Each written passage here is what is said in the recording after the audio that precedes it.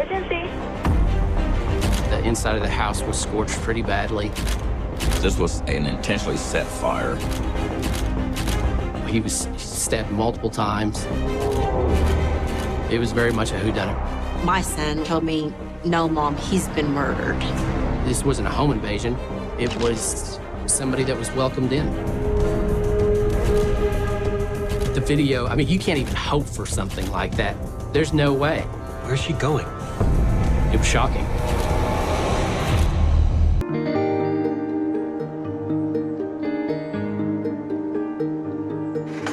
"56-year-old Andy McGuffey is cooking up a feast for his stepdaughter, Amanda, and his granddaughter, Lainey.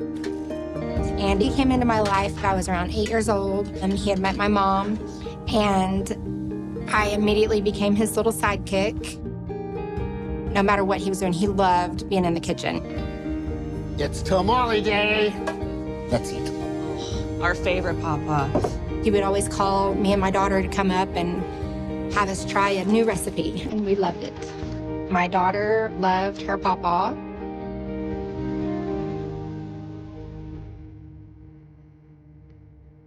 Andy's wife, Angela, isn't at tonight's dinner.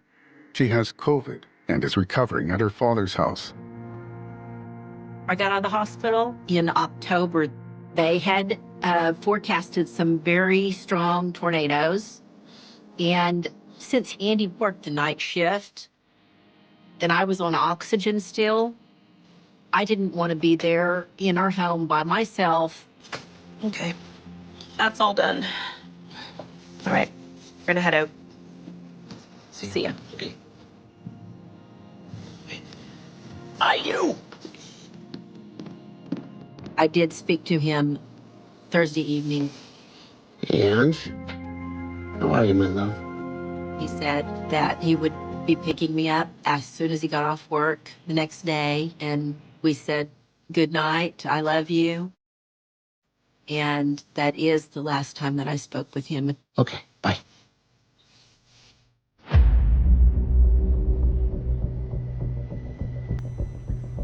Next morning, Andy's boss calls Angela. Andy failed to turn up for his 1 a.m. shift. I said, well, I'm very concerned because I've been with him for 30 years and he's never missed work and not called.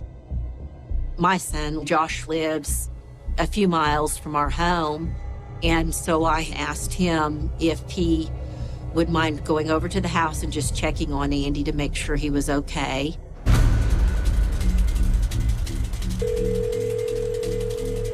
"911 emergency." Blanchard police officers respond to a 911 call from Josh. I think there's been a fire. I think there's been a fire. Who is that? The patrol officer could see that there was scorching around the front door. He went ahead and went inside, saw that the inside of the house was scorched pretty badly. He went into Andy's bedroom and saw his feet at the end of the bed. Even though upon initial glance you couldn't really see how he had died, they were relatively certain that it was something that they wanted us to come out and investigate pretty quickly. Agents from the Oklahoma State Bureau of Investigation arrive on scene, along with the fire marshal. Went into Andy's bedroom. He was covered up pretty well. He was stabbed multiple times. I'm counting at least 11 stab wounds. We observed lacerations and cuts to the head, to the neck, to the face, to the chest. Because of the widths of the stab marks, it looked like more than one weapon that was used to stab Andy. We quickly came to the conclusion that Andy had been murdered.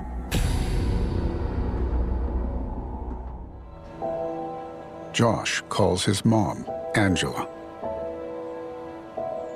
It was really kind of surreal. because it sounded like he was crying, but my son doesn't cry. Mom? He said, Mom, Andy's dead. And I screamed. And I said, did he have a heart attack? And that's when Josh told me, no, Mom, he's been murdered.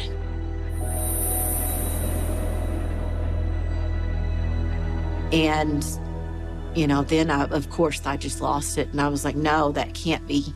That can't be. That just can't be.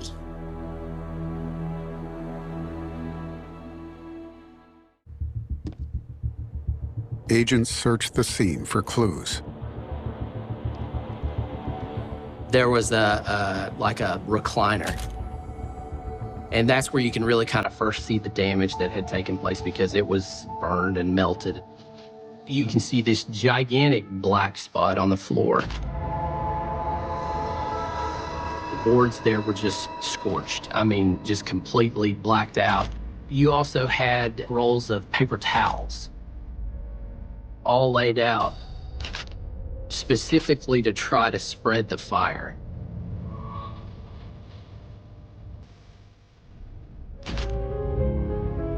We noticed they were aerosol cans that were put onto the stove. Had the fire been able to spread into the kitchen area, the aerosol canisters would have made explosions. This was absolutely not an accidental fire. It wasn't a mishap. It wasn't a careless cook, a careless dropping of a cigarette. This was an intentionally set fire. Whoever this was didn't have to force entry. I thought this wasn't a home invasion. This wasn't somebody that kicked in the door and just went to town on him. It was somebody that was welcomed in.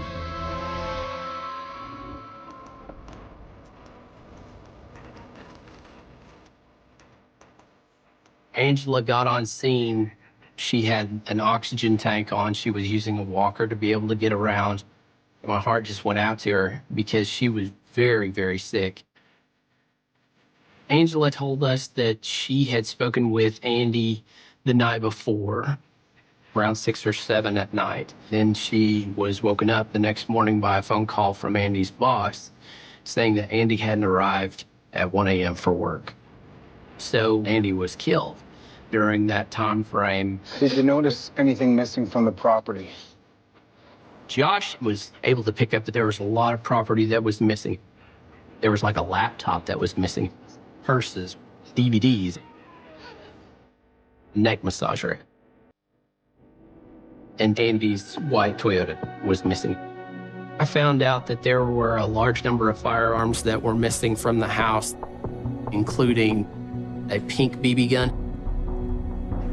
We talked to a lot of the friends, a lot of the family. There was nobody that was upset with Andy. There was nobody that had any kind of motive to hurt him or anything like that. So, you still don't have a suspect. It was very much a whodunit.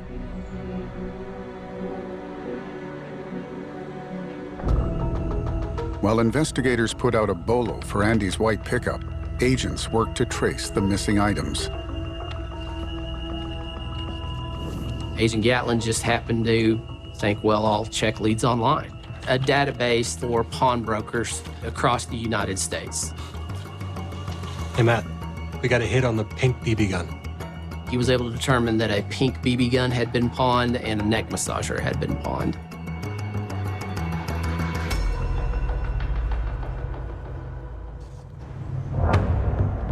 The pawn shop is in Kansas, nearly 300 miles away. Agents review the store's surveillance footage at the Kansas Bureau of Investigation. Agent Hornseth, she was able to go to the pawn shop and get video. Play it from when the store opens.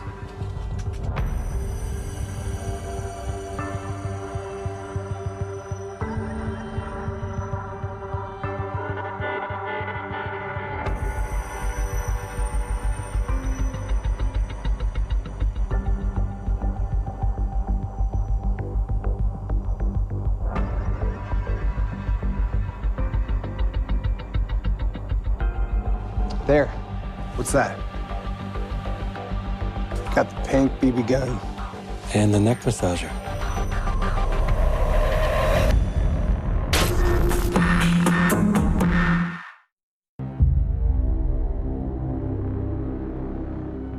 these two people, Andy McGuffey.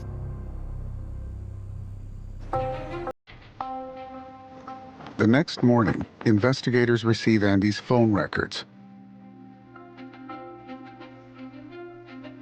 So what we were able to see there is who Andy was last talking to the day before the homicide and some of the messages that were going back and forth. That's a lot of messages from the same number.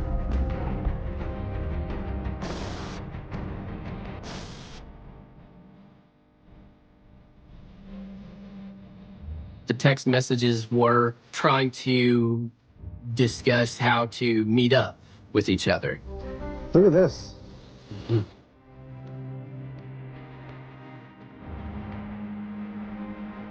The tone of the messages was that they knew each other, but they hadn't seen each other in quite some time. Andy's conversation was very much a social form. Andy had even sent a picture of some alcohol that he was drinking at his house, saying, basically saying, yeah, sure, come on by. Andy arranged to meet this person at his house on the night he was killed.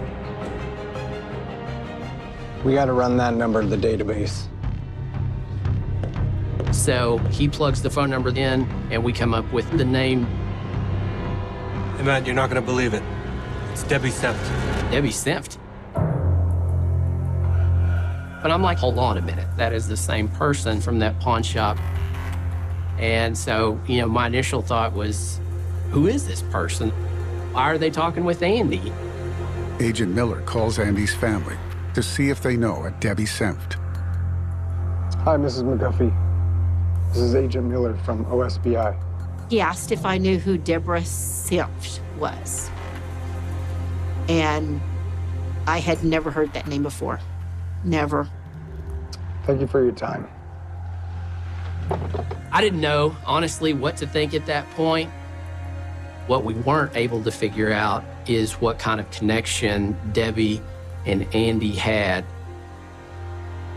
We don't know if it's a friend, at the very worst, a girlfriend or something like that perhaps Angela didn't know about. Andy's family salvage what they can from his home. I believe that going through the house and trying to clean up and everything, it's hard. It leaves a smell that you can't ever forget. We didn't want to put Mom through any more trouble since her COVID, her breathing and stuff like that. Didn't want her to be around the smoke. We wanted to see how bad it was first before trying to let her go in. He had put so much hard work into that beautiful home. It was just taken away, destroyed. And that was hard. That was really hard.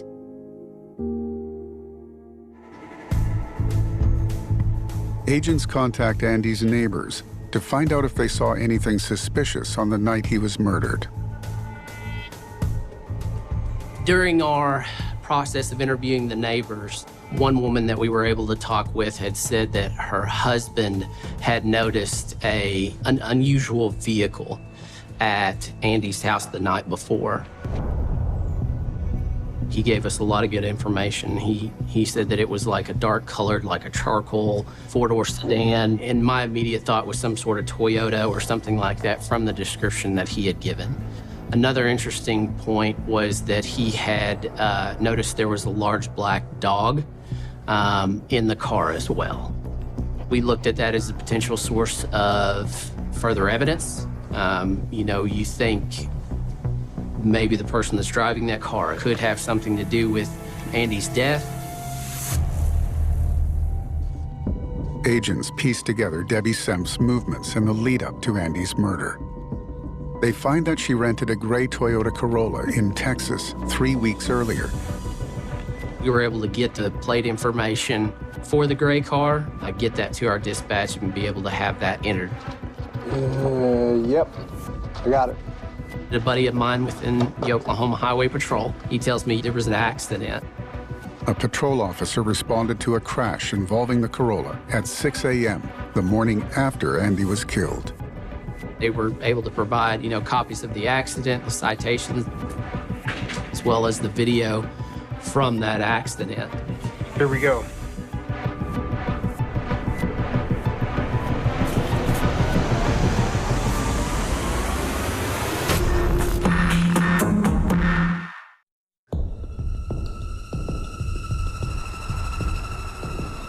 The vehicle had gone off the side of the road and hit one of the blinking signs that was on the side of the road.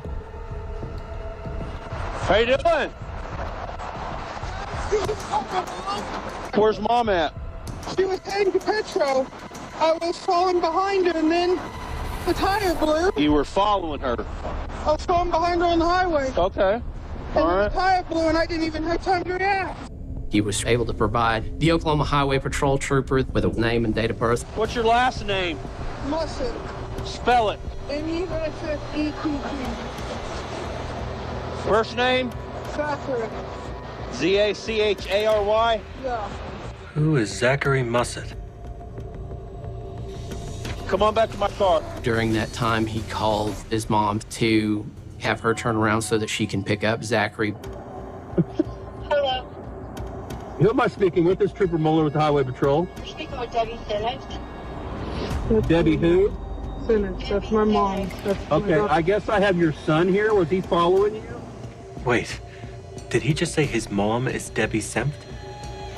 I got a deposit right there.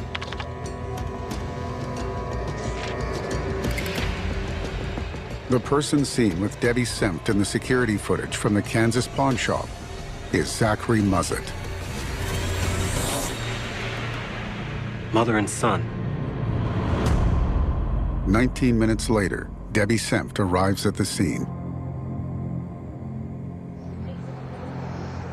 Is it okay for me to get out and talk? Yeah, you can get out and talk to her. Debbie arrived.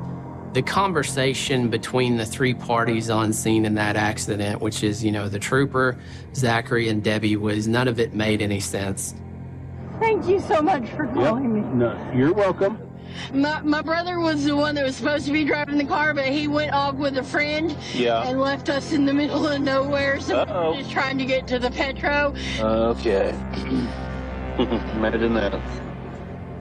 He knows that they're acting weird, they're acting sketchy. You can tell that from the trooper's demeanor. Agent Matt Miller calls Andy's family to ask if they recognize the name Zachary Musset. Matt actually relayed the name Musset. I said, wait a minute, Zachary Musset. That is Andy's nephew, who we haven't seen in 12 years. My mom kind of lost it and she goes, oh my word. Debbie Sempt, that is Andy's half-sister. I said, yeah, if you would have said Debbie Musset, I would have been able to tell you right from the beginning. I did not know if she had ever gotten married and that her last name had ever changed. Our two suspects in this case were actually related to the victim. And that is what is really surprising. We had figured out that they had pawned items that belonged to Andy in Kansas. We then know that Zach was in an accident in Oklahoma City around 6 o'clock in the morning, the day after Andy was killed. But what we don't know is what happened the day of the murder, and that's our job to figure out.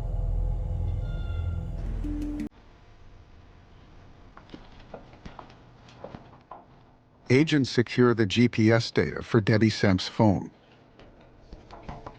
Lieutenant Gatlin was able to plot out Debbie's cell phone locations and determine that she was, in fact, in the area during our period of time where Andy may have been killed.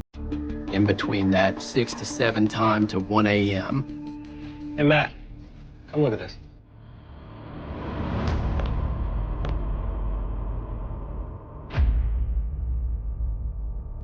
Around 6 o'clock, Debbie was at Love's travel stop in Oklahoma City, pretty close to Andy's house. We better get down there.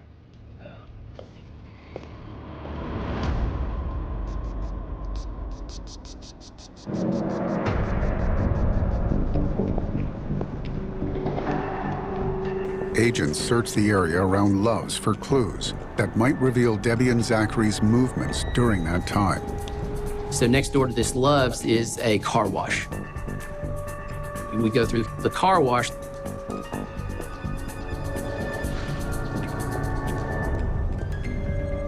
Dave, look. We actually find the victim's truck. Bingo.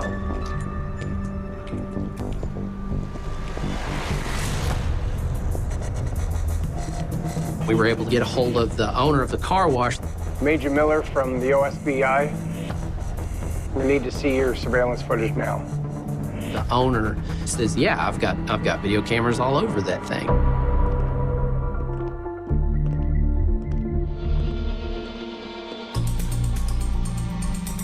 I started watching the videos.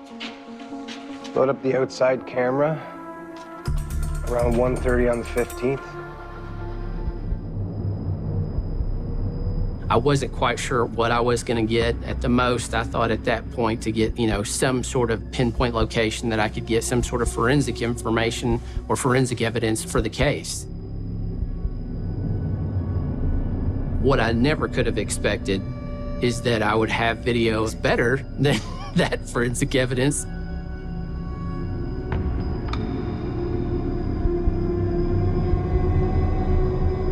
Wait, stop. On the video from the car wash, it's around 1:30. You have them pulling in the Penske moving truck, but you also have them pulling in Andy's white Toyota Tacoma.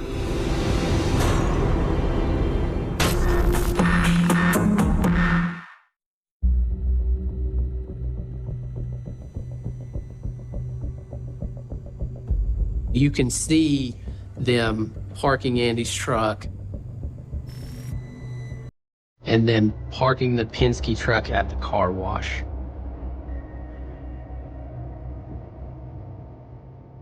Switch to the inside.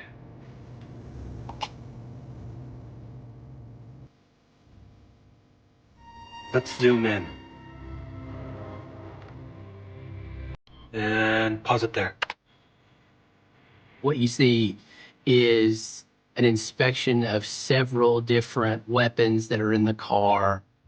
And Zach almost kind of taking stock of what they have.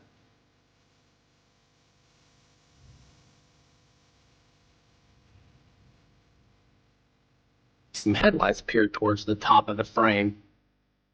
Switch to the next bay. Debbie then pulls the Corolla into the next stall over.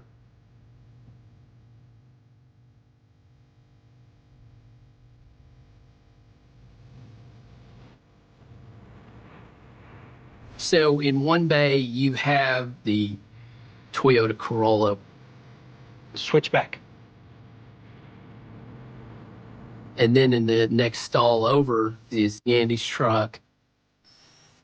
And then you have the Penske moving truck that's concealing what they're actually doing.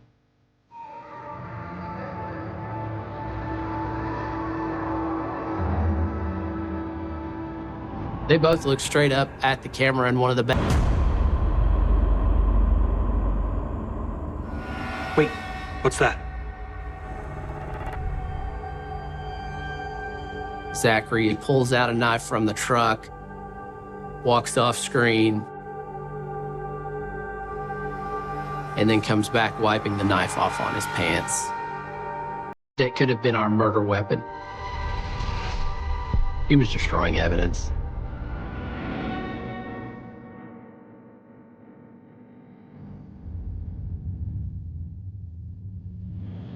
They spend 4 or 5 hours unloading property into this Penske. Once you can kind of tell they're starting to wrap up, they're about to leave, they start wiping Andy's truck down. in the anticipation that somebody is going to find it. And so you can see them kind of going through in their mind everywhere that they've touched, which is like, you know, the handle on the camper shell, the door handle. You would never in 1,000 years say, well, yeah, I hope we've got a video of them driving it in and then trying to destroy evidence by wiping their fingerprints off everything. There's no way. Debbie and Zachary leave the car wash at 5:30 a.m. It's pretty clear at that point that there were no other suspects other than Debbie or Zachary. So that's when the decision was made to go ahead and type up that arrest warrant. The family are left reeling after receiving the news that Andy's half-sister and nephew could be involved in his murder. It was extremely difficult for me to comprehend because they had dropped so far off of my radar. You know, I mean, as far as I knew, we had no contact with them at all. There were no words to explain how shocked we were that family members could do that. It was hard to wrap my mind around all of it. Just to know that someone in his family was capable of that just made it too hard. Agents ping Debbie's phone to pinpoint her location. It reveals that she's in Wyoming. Agents call local law enforcement to make the arrest. Wyoming enlists a couple of their guys to kind of wait in a certain part of the state that they assumed that they would probably be traveling through. And they just waited for a Penske truck to come by. You got eyes on him? They confirmed pretty easily that Debbie was driving the truck, and then radioed their counterparts on the highway patrol. When the moment's right, bring him in. Hands where I can see him! Step outside of the vehicle slowly. Keep your hands up. It was very peaceful. Neither one put up a fight or anything like that. Slowly. Turn around, hands behind your head. And we were able to get Debbie and Zach taken to jail. All right, let's get this thing towed. Debbie is one of the more unassuming people that I've ever arrested. But Andy was stabbed multiple times. So whenever you have somebody that was stabbed that many times in a brutal, brutal attack, you know you're dealing with a very dangerous person. And one of the biggest questions that I had was the motivation, because at that point, you know, we had no idea what they might say.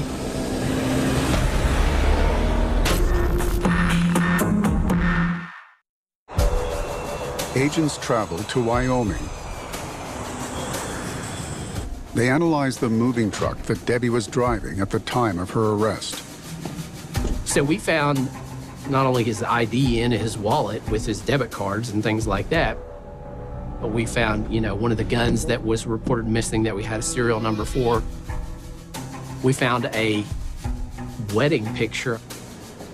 There was a large gun case, but there was all kinds of stuff, glasses that were wrapped in dish towels. And I thought to myself, why would you steal that? Like, if it was not nailed down, they took it.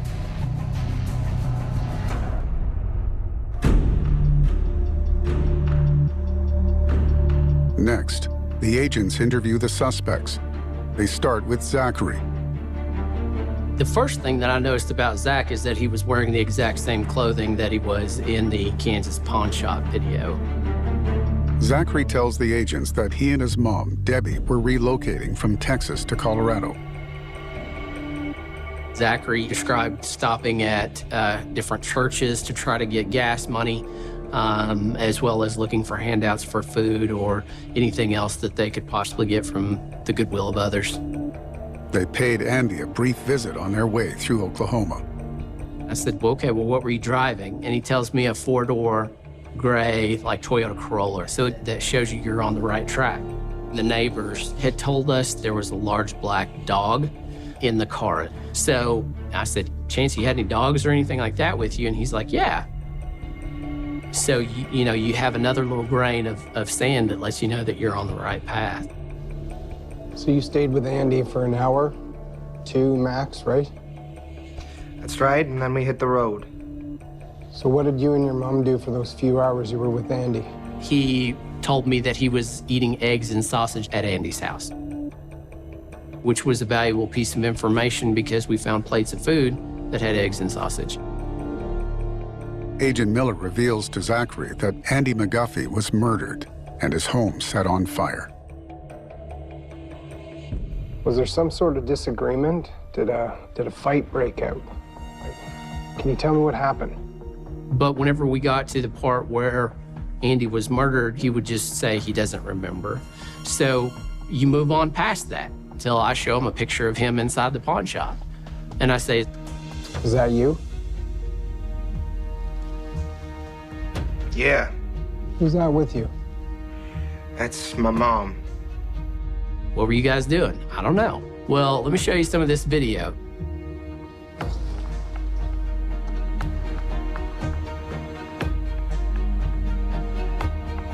Would you agree that it looks like you're pawning something? "Yeah, what are you pawning?" "I don't know." Where would you get that sort of stuff?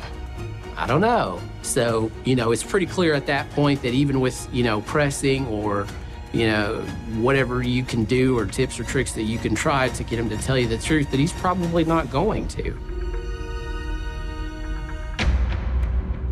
Next, agents interview Zachary's mother, Debbie. Debbie was certainly the leader of the two. I mean, he was her adult son. I mean, he was twice the size that she is in both height and weight, but she was definitely calling the shots. Do you know Andy McGuffey? She says, "Yeah, well, that's my half-brother." Zach just told us you went to see Andy. I just tried to point out what we already knew, along with some of the information that Zach had told us, to see if she would change her story. "I ain't saying no more. I want my lawyer." And what that ultimately ended with is her just asking for a lawyer. So the interview pretty much stopped after that. But by that point, we do believe that we've got enough information. So Lieutenant Gatlin and I charge both Zachary and Debbie with murder in the first degree and arson.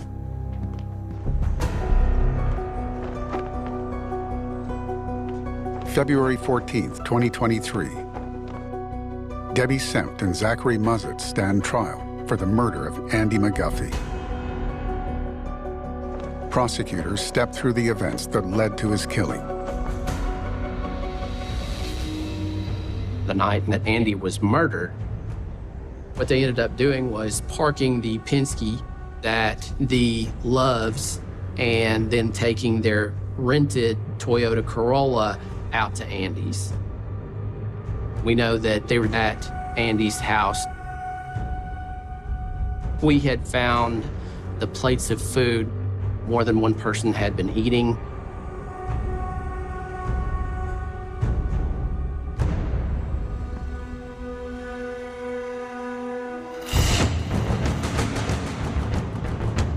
One of them probably distracted them, the other hit them, and then they both stabbed him.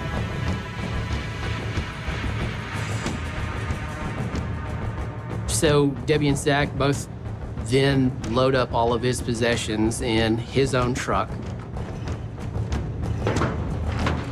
and their car.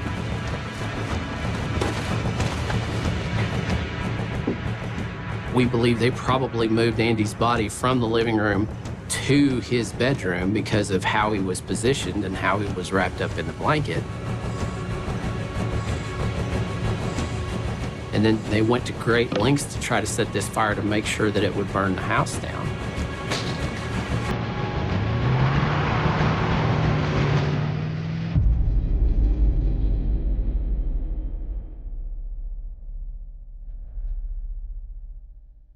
They go back to their moving truck with 2 carloads full of Andy's property in the, late hours.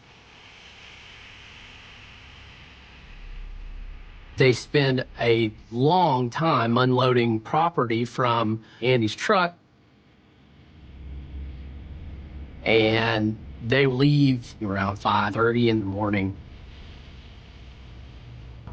Debbie and Zach made it to Kansas, where the pink BB gun had been pawned and a neck massager had been pawned. They kept going north up through Nebraska. 3 days later, they were caught in Wyoming. Hands where I can see him! The motivation very much looks like it's just theft. They made it very clear that they were very short on funds at that particular time, and that was what they knew that they could do to get money. I mean, that's just to take somebody out of this world for all their possessions is just a hard pill to swallow. In the multiple times that I've had interaction with them, there was never any sign of remorse, never any tears, nothing. The jury finds both Debbie and Zachary guilty of first-degree murder. The judge sentences them to life in prison without parole for Andy's killing and 35 years for arson. That was a relief. I'm actually grateful that that's the sentence that they went with. A lot of tears and a lot of smiles. I don't think it's overstating anything to say that the videos of them unloading and loading stuff at the car wash was a nail in the coffin. My brother was the one that was supposed to be driving the car, but he went off with a friend and left us in the middle of nowhere, so we were just trying to get to the Petro. Investigators found no evidence that any of Debbie's brothers had knowledge of or involvement in Andy's murder. I'm both sad and angry that Andy no longer gets to be here to watch all the grandkids excel in life, that they don't get to have their grandpa to go fishing with and have him cooking up his awesome food. He cherished all of his grandkids. I'm pretty sure my mom still cries every day. I'm almost positive she still cries every night. I know she's got the last voicemail that he ever left her. It would surprise me if she still doesn't listen to it every day, just so she can have his voice. The impact that it's had on me, for certain, is devastating. I really think he was one of a kind. I used to say he was my whole package, my whole package.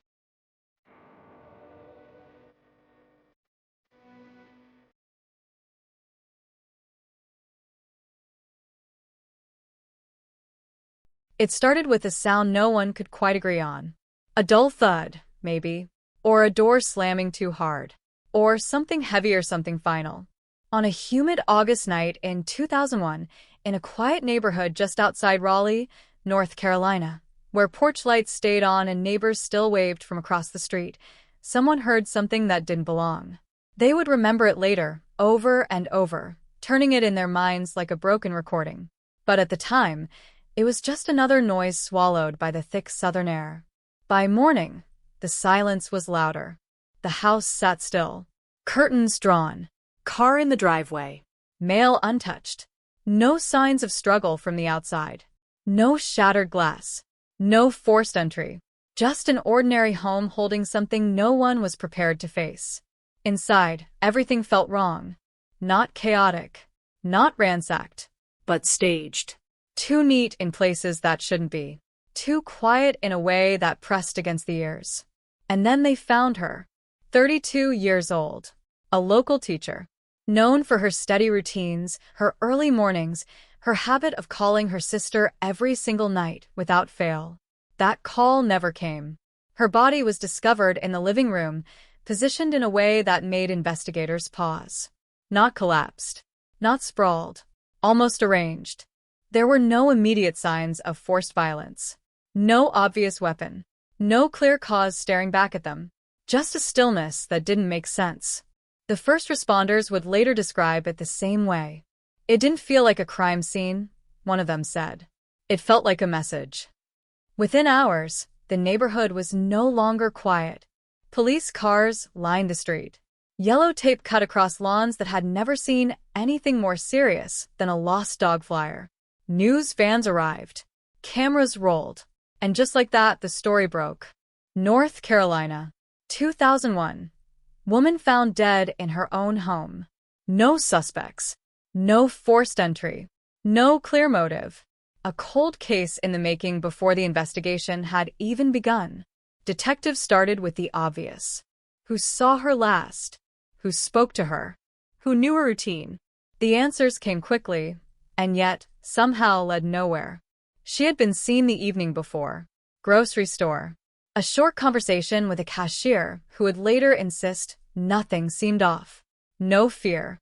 No distraction. Just another ordinary day. She drove home. Parked in the driveway. Lights turned on inside. After that, nothing. No outgoing calls. No messages. No signs of distress. Just silence. Her phone records showed one thing that stood out, a call received late that evening. Just under 2 minutes. The number belonged to someone investigators would come to know very well. A man who, at the time, had the perfect alibi. He said he was miles away, with friends, multiple witnesses, a timeline that lined up clean, almost too clean. And in 2001, that was enough. Detectives noted it, filed it, moved on, because there was something else, something stranger. No signs of forced entry meant one thing. She either knew her killer or she let them in willingly. That narrowed the field. But it also complicated everything. Friends were questioned. Co-workers interviewed. Family members brought in. Everyone had something to say about her. Kind. Responsible. Careful. Not the kind of person who opened the door late at night to strangers. Not the kind of person who invited danger inside. And yet someone had been there. Someone had walked in and walked out, leaving behind almost nothing. No fingerprints that didn't belong. No DNA that could point to a suspect. At least, none that could be used with the technology available at the time. It was as if the killer had known exactly what they were doing. Or worse, had all the time in the world to do it. Days turned into weeks. Weeks into months. The case grew colder with every passing lead that went nowhere. Tips came in. Most of them useless. Some of them bizarre. One claimed a drifter had been seen in the area. Another pointed to a jealous coworker. None of it held up. The man with the alibi remained untouched. He cooperated. Calm. Consistent. Never changed his story. Investigators pressed him, but there was nothing to break. No cracks. No hesitation. Just a timeline that refused to fall apart. And so, slowly, quietly, the case slipped. From urgent to active. From active to stalled. From stalled to cold. The file was boxed, labeled, stored away. Another name added to the growing list of unsolved cases. Another family left waiting for answers that never came. But the neighborhood never forgot. Years passed, but the house never quite felt normal again. New owners came and went. Some didn't stay long. Some claimed they felt watched. Others said nothing, but left anyway. The story lingered. The teacher who never made her nightly call. The house that held its secrets too well. The night no one could fully remember except for that sound. That one, strange, out-of-place noise. And the man with the perfect alibi. Time has a way of erasing details. Memories fade. Witnesses move. Evidence degrades. But sometimes time does something else. It waits. It waits for the one thing that can bring everything back. A mistake. A contradiction. A detail so small it was overlooked until it wasn't. And in this case, buried somewhere in thousands of pages of reports, in hours of interviews, in evidence that had been collected, stored, and forgotten. There was something. Something that didn't fit. Not back then. But years later. It would. And when it did, the entire case would shift. Because the one thing everyone believed, the one thing that kept a suspect safe for decades, was about to collapse. Not with a bang, but with a quiet, devastating realization. The alibi wasn't as solid as it seemed. And the truth had been there the whole time, waiting. For years, the file sat untouched, collecting dust in a quiet corner of the evidence room, its label faded but still legible enough to carry weight every time someone glanced at it. North Carolina, 2001. Unexplained death. Suspected homicide. No arrest. Detectives came and went. Cases rotated. Priorities shifted. And yet this one remained frozen in time. Locked in that humid August night where everything had gone silent too quickly and nothing ever made sense again. But cold cases have a way of resurfacing when least expected, not because they want to be solved, but because someone makes a mistake. It didn't begin with a confession. It didn't begin with new DNA technology or a dramatic breakthrough. It began with paperwork, routine, administrative, the kind of task no one remembers doing. A junior analyst, newly assigned to review inactive cases for digitization, pulled the file. At first glance, it was just another cold case among hundreds. Standard procedure: scan documents, log evidence, flag anything requiring preservation upgrades. Nothing unusual. Until she noticed a discrepancy. A timestamp. Buried deep in the call records that had been reviewed countless times before, there was a subtle inconsistency between the reported time of the incoming call and the recorded time from the phone company logs. Just a few minutes. Barely noticeable. The kind of detail that, in 2001, could easily be dismissed as a technical glitch. And it had been. But now, with modern systems cross-referencing archived telecom data, those few minutes didn't line up anymore. They couldn't be ignored. The call, the one that lasted just under 2 minutes, the one tied to the man with the airtight alibi, was no longer sitting neatly in the timeline investigators had relied on for years. It had shifted. Slightly. But enough.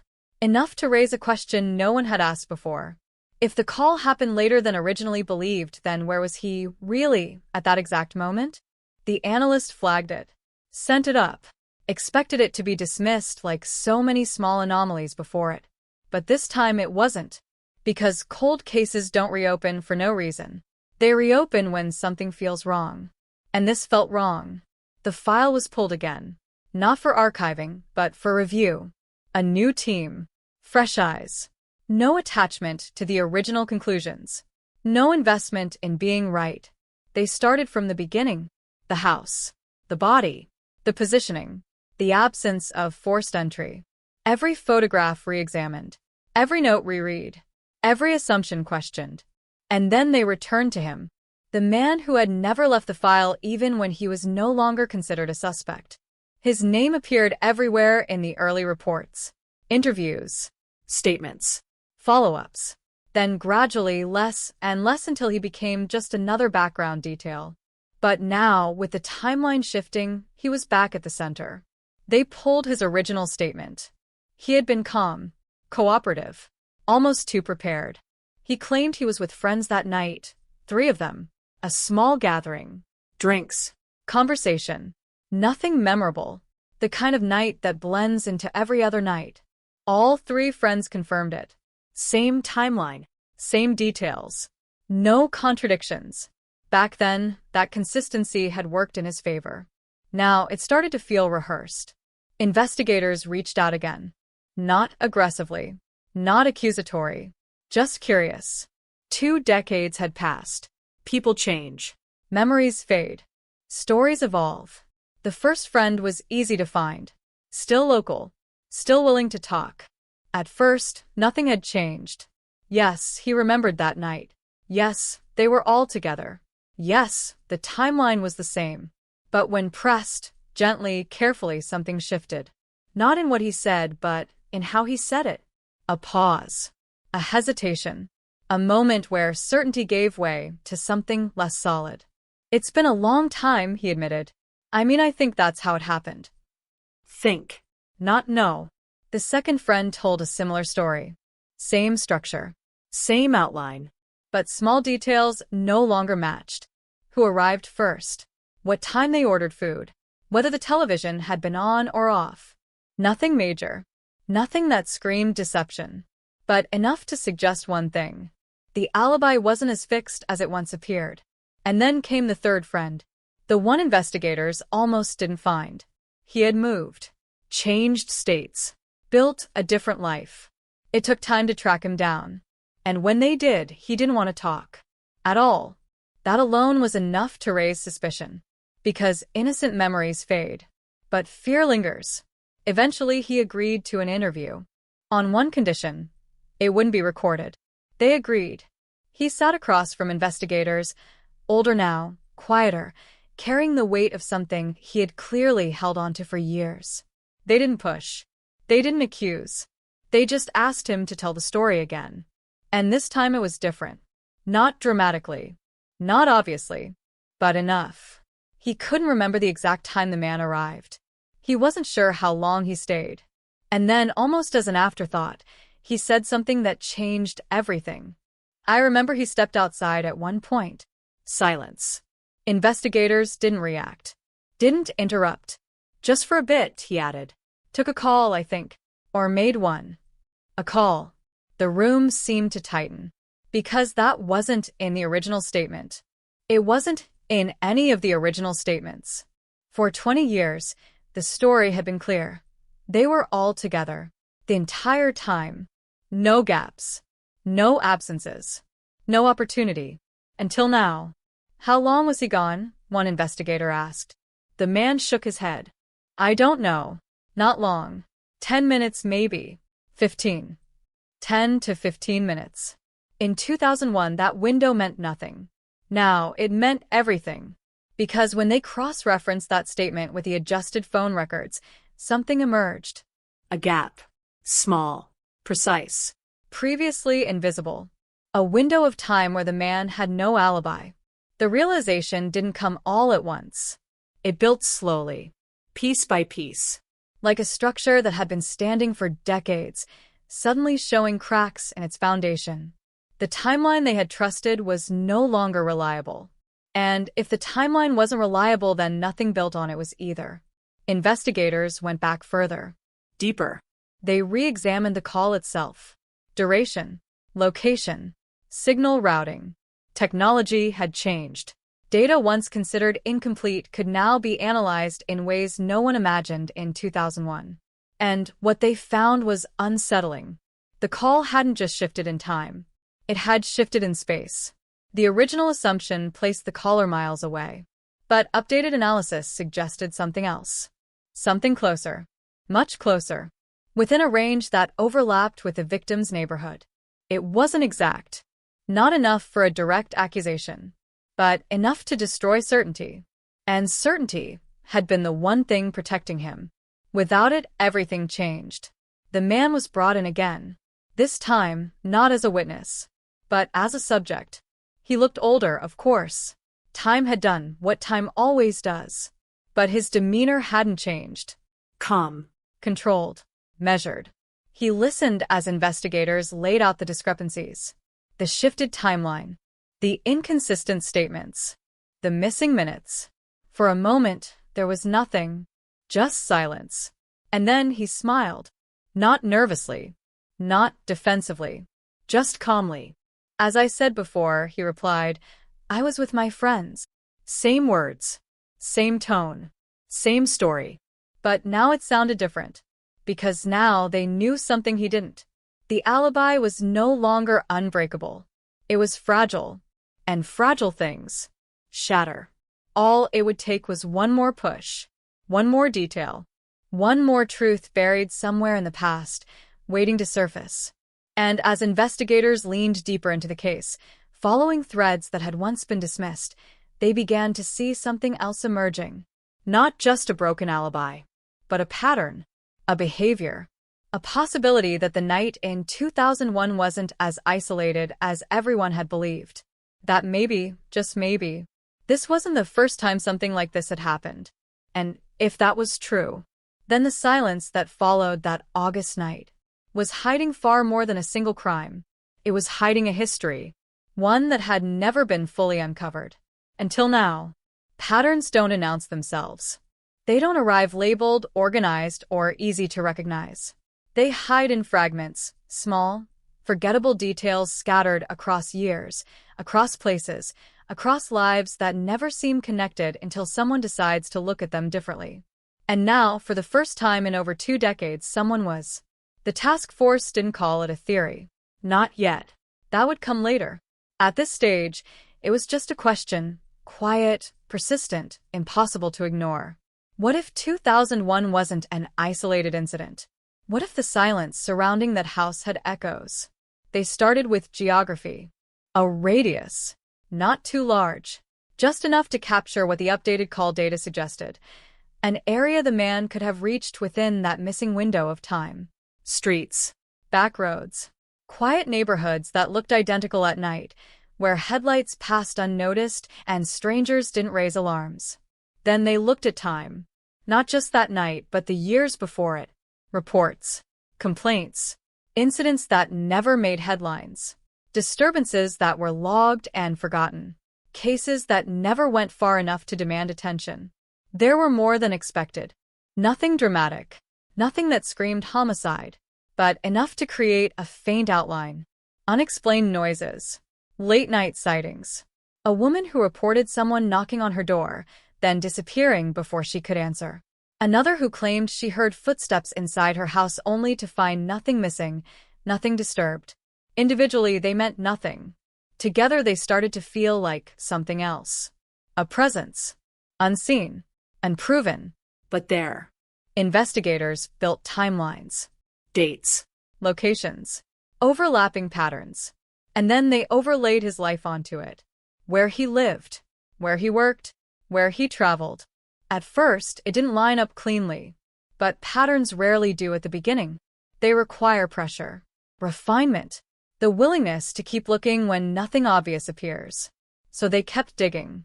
Employment records revealed something subtle but important. In the late 1990s and early 2000s, he had taken on contract work. Temporary jobs. Flexible hours. The kind of work that didn't require strict schedules or constant supervision. The kind of work that allowed gaps. Unaccounted time. Freedom to move without raising questions. That alone wasn't incriminating. But combined with everything else, it added weight. Then came the vehicles. Over the years, he had owned several cars. Nothing unusual. People change vehicles all the time. But when investigators tracked registration histories, something stood out. One of those vehicles, a dark sedan he owned around 2001, had been mentioned in an old report. Not in connection to the murder, but in connection to something else. A woman, living just 2 streets away from the victim, had reported a car idling outside her home late at night. She couldn't see the driver clearly, just the shape, the outline, the feeling of being watched. She had reported the license plate. At the time, nothing came of it. The report was filed. Stored. Forgotten. Until now. Because that plate matched. Not definitively. Records from that time were incomplete, but enough digits aligned to raise a possibility that couldn't be ignored. The same car. The same area. The same stretch of quiet streets where nothing ever seemed to happen. Except that something had. Investigators found the woman. It took time. Years had passed. People move on. Memories fade. But when they finally reached her, something unexpected happened. She remembered. Not everything. Not perfectly. But enough. I didn't feel safe, she said. I remember that. I remember thinking whoever was in that car didn't belong there. They showed her a photograph. Aged. Updated. The man. She hesitated. Not a clear identification. Not enough for anything official. But her reaction said more than her words. I can't be sure, she admitted. But it feels right. Feels. Again, not certainty. But the case was no longer built on certainty. It was built on cracks. And those cracks were spreading. The team pushed further. They looked into unsolved cases within a wider radius. Missing persons. Suspicious deaths. Incidents that had never been linked because there had never been a reason to link them. Until now. One case stood out. A disappearance.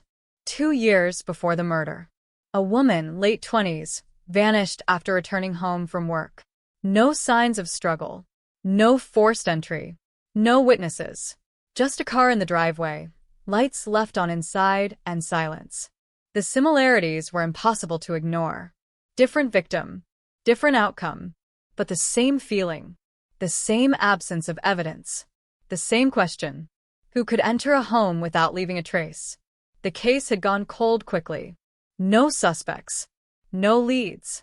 Just another file boxed away, waiting for something that never came. Until now.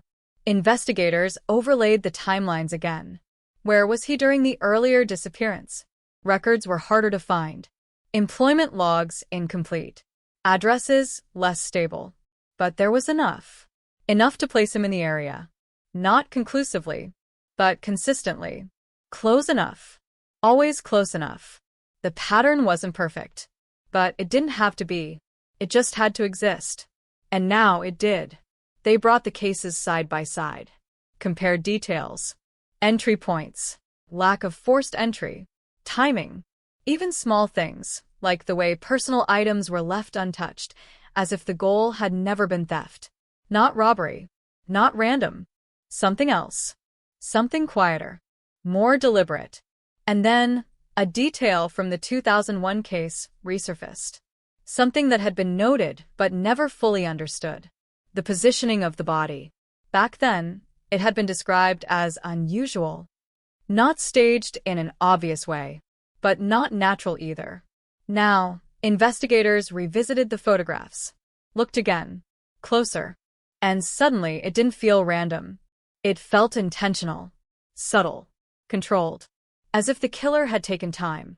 Not just to act, but to decide how the scene would be left behind. That kind of behavior doesn't come from nowhere. It develops. It evolves. Which meant one thing. If 2001 showed signs of control, then whatever came before it may have been less controlled, less refined, more chaotic. They went back to 1999, reviewed everything again, and this time they noticed something they hadn't before. A detail buried in a witness statement. A neighbor had reported seeing a man walking away from the area late that night. Not running, not panicked, just walking. Calm. Unhurried. As if nothing had happened. The description was vague. Too vague to matter at the time. But now. It mattered. Height. Build. General appearance. It didn't confirm anything. But it aligned. And alignment was enough. Because piece by piece, the image was forming. Not clearly. Not completely. But enough to see the outline of something that had been hidden for years. A man who moved quietly. Who entered spaces without force. Who left almost nothing behind. And who, for decades, had been protected by one thing. An alibi that no one thought to question. Until now, the pressure was building. Internally. Quietly. Investigators didn't rush. They couldn't. Because what they were building wasn't just a case. It was a reconstruction of the past. And the past doesn't give up its secrets easily. But it does give them up. Eventually. Under the right conditions. And those conditions were forming. Because now they had more than just a broken timeline. They had behavior. Movement. Possibility. And most importantly, they had doubt. Doubt in a story that had once been accepted without question. Doubt in witnesses who had once sounded certain. Doubt in the idea that this had been a single, isolated act. The man didn't know it yet, but the world around him was shifting. Slowly. Silently. Like the early hours of that August morning in 2001, when everything still looked normal, until it wasn't. And as investigators prepared to push further, to dig deeper into his past, to confront inconsistencies, to test the limits of what he would say and what he would hide, one thing became clear. This wasn't just about proving he could have done it. It was about proving he already had. The past doesn't break open all at once. It fractures slowly, under pressure, until something gives. And now, the pressure was no longer theoretical. It was deliberate, focused, closing in. Investigators shifted strategy. Up to this point, everything had been reconstruction, timelines, patterns, overlapping fragments of memory and data. But reconstruction only goes so far. At some point, you have to test the structure. Push against it. See where it bends and where it snaps. They started with something simple. Routine surveillance. Not aggressive. Not obvious. Just enough to observe. To understand who he had become after all these years. Because time changes people, but it doesn't always erase what they were. He lived quietly, predictably, a life that, on the surface, gave nothing away. Steady routines, regular hours, limited social circle, no history of violence, no obvious triggers. To anyone looking casually, he was invisible. And that was the problem. Because invisibility, in cases like this, isn't innocence. It's control. Days turned into weeks as they watched. Patterns emerged, not criminal, not even suspicious at first glance, but consistent. He avoided unpredictability, avoided situations he couldn't manage. His world was structured, contained. Nothing spontaneous. Nothing messy. It matched what they had begun to suspect. Whoever had walked into that house in 2001 had not acted on impulse. This had been planned, measured, controlled. The surveillance alone wasn't enough. They needed interaction. So they brought him back in. Again. Not for an interrogation, at least not officially. A conversation. Casual. Controlled. Designed to feel familiar. The same room. Different investigators. But the same calm tone. They didn't start with accusations. They started with memory. Tell us about that night again. He didn't hesitate. The story came out exactly as it had before. Same structure. Same pacing. Same details. It was almost impressive. Except now they could see it. The rehearsed nature of it. Not in what he said, but in what he didn't. There were no gaps. No uncertainty. No natural fading of memory that should come with 2 decades of distance. It was too clean. Too perfect. And perfect stories don't exist. Your friend mentioned you stepped out for a bit, one investigator said, almost offhand. A pause. Just a fraction of a second. But it was there. I don't remember that, he replied. Not denial. Not outright contradiction. Just distance. A careful separation from the detail. It was a long time ago. There it was. For the first time, uncertainty. But only where it served him. Investigators let it sit. Silence can do more than questions ever will. And in that silence, something subtle shifted. A tightening. A calculation. They moved on. Didn't push. Not yet. Because pressure, applied too quickly, breaks the moment. And they needed the moment intact. Instead, they changed direction. Brought up something else. Something he wasn't expecting. The car you owned back then, dark sedan. You remember it. Another pause. Yes. Simple. Controlled. We found a report. Someone saw a car like that near the victim's house. No accusation. Just information. He leaned back slightly. Not defensive. Not aggressive. But aware. A lot of people had cars like that. True. Technically. But truth in pieces can be misleading. Investigators nodded. Of course. Agreement. No confrontation. Just another piece placed quietly on the table. And then they did something different. They showed him a photograph. Not of the victim. Not of the crime scene. But of the street. Taken recently. The same house. The same quiet neighborhood. Unchanged in all the ways that matter. He looked at it. Longer than expected. And for a moment, just a moment, something flickered. Recognition. Not surprise. Not confusion. Recognition. You ever been there? One investigator asked. The question landed softly, but its weight was immediate. He shook his head. No. Too fast. Too clean. The kind of answer that comes before thought has time to catch up. And that was enough. Because now they had something new. Not evidence. Not proof. But a reaction. And reactions are real. They ended the interview there. No confrontation. No dramatic reveal. Just a quiet conclusion.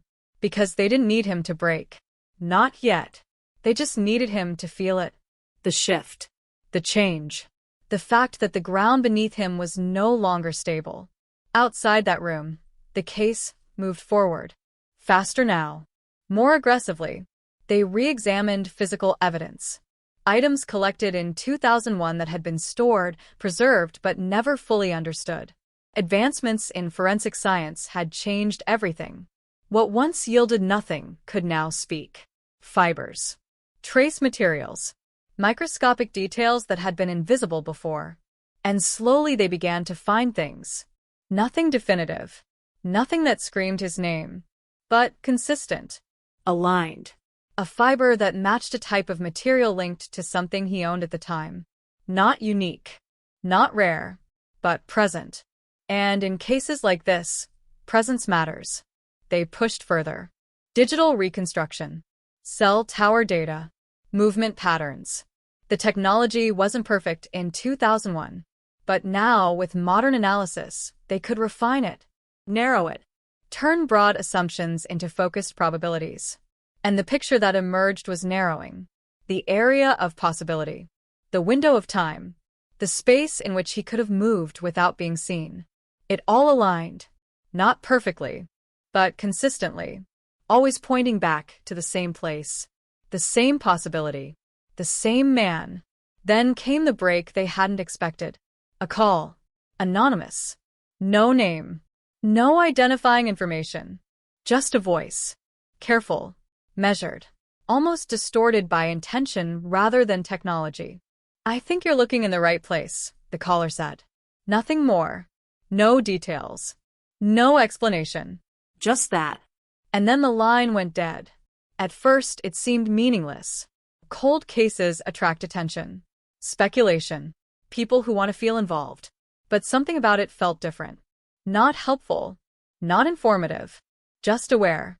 As if someone was watching the investigation unfold. As if someone knew how close it was getting. Investigators traced the call. Limited success. A public phone. Used briefly. No cameras nearby. No clear identity. But the timing mattered. Because it came just days after the second interview. Days after they had started applying real pressure. Which meant one thing. Someone was paying attention. And that someone was close enough to feel it. The possibilities settled in slowly. Unspoken at first. Then acknowledged. What if he wasn't alone?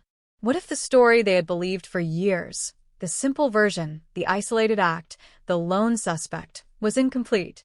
Because the alibi hadn't just been his. It had been shared, built, supported. And now, as cracks formed, as memories shifted, as details changed, it wasn't just his story that was unraveling. It was all of theirs. And someone didn't want that to happen. The investigation tightened. Focus sharpened. Every connection re-examined. Every relationship reconsidered. Because if there was one thing this case had proven, it was that the truth doesn't disappear. It waits. Hidden beneath years of silence. Protected by routine. By assumption. By the simple belief that what's been accepted must be true. Until it isn't. And now, after decades of stillness, the truth was moving again. Slowly. Quietly. But with purpose. And for the first time since that night in 2001, it felt close enough to touch. The closer they got, the quieter everything became. Not in the investigation. There, things were accelerating, tightening, moving with a precision that hadn't existed in years, but around him. Around the people who had once stood beside him, who had unknowingly, or perhaps knowingly, helped build the version of that night that had survived for 2 decades without question. Silence in cases like this isn't absence. It's pressure. And pressure makes people do one of 2 things. They hold on tighter or they start to slip. The first to slip wasn't him. It was the second friend. The one whose memory had already begun to blur at the edges, whose confidence had cracked just enough to let doubt seep in. Investigators didn't confront him immediately. They let time do its work.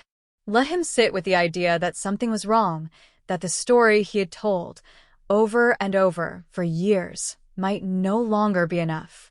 Then they called him back in. Same room, same tone, but a different approach. This time, they didn't ask him to tell the story. They told it to him, piece by piece. The original timeline, the statements, the details he had confirmed years ago, and then the discrepancies.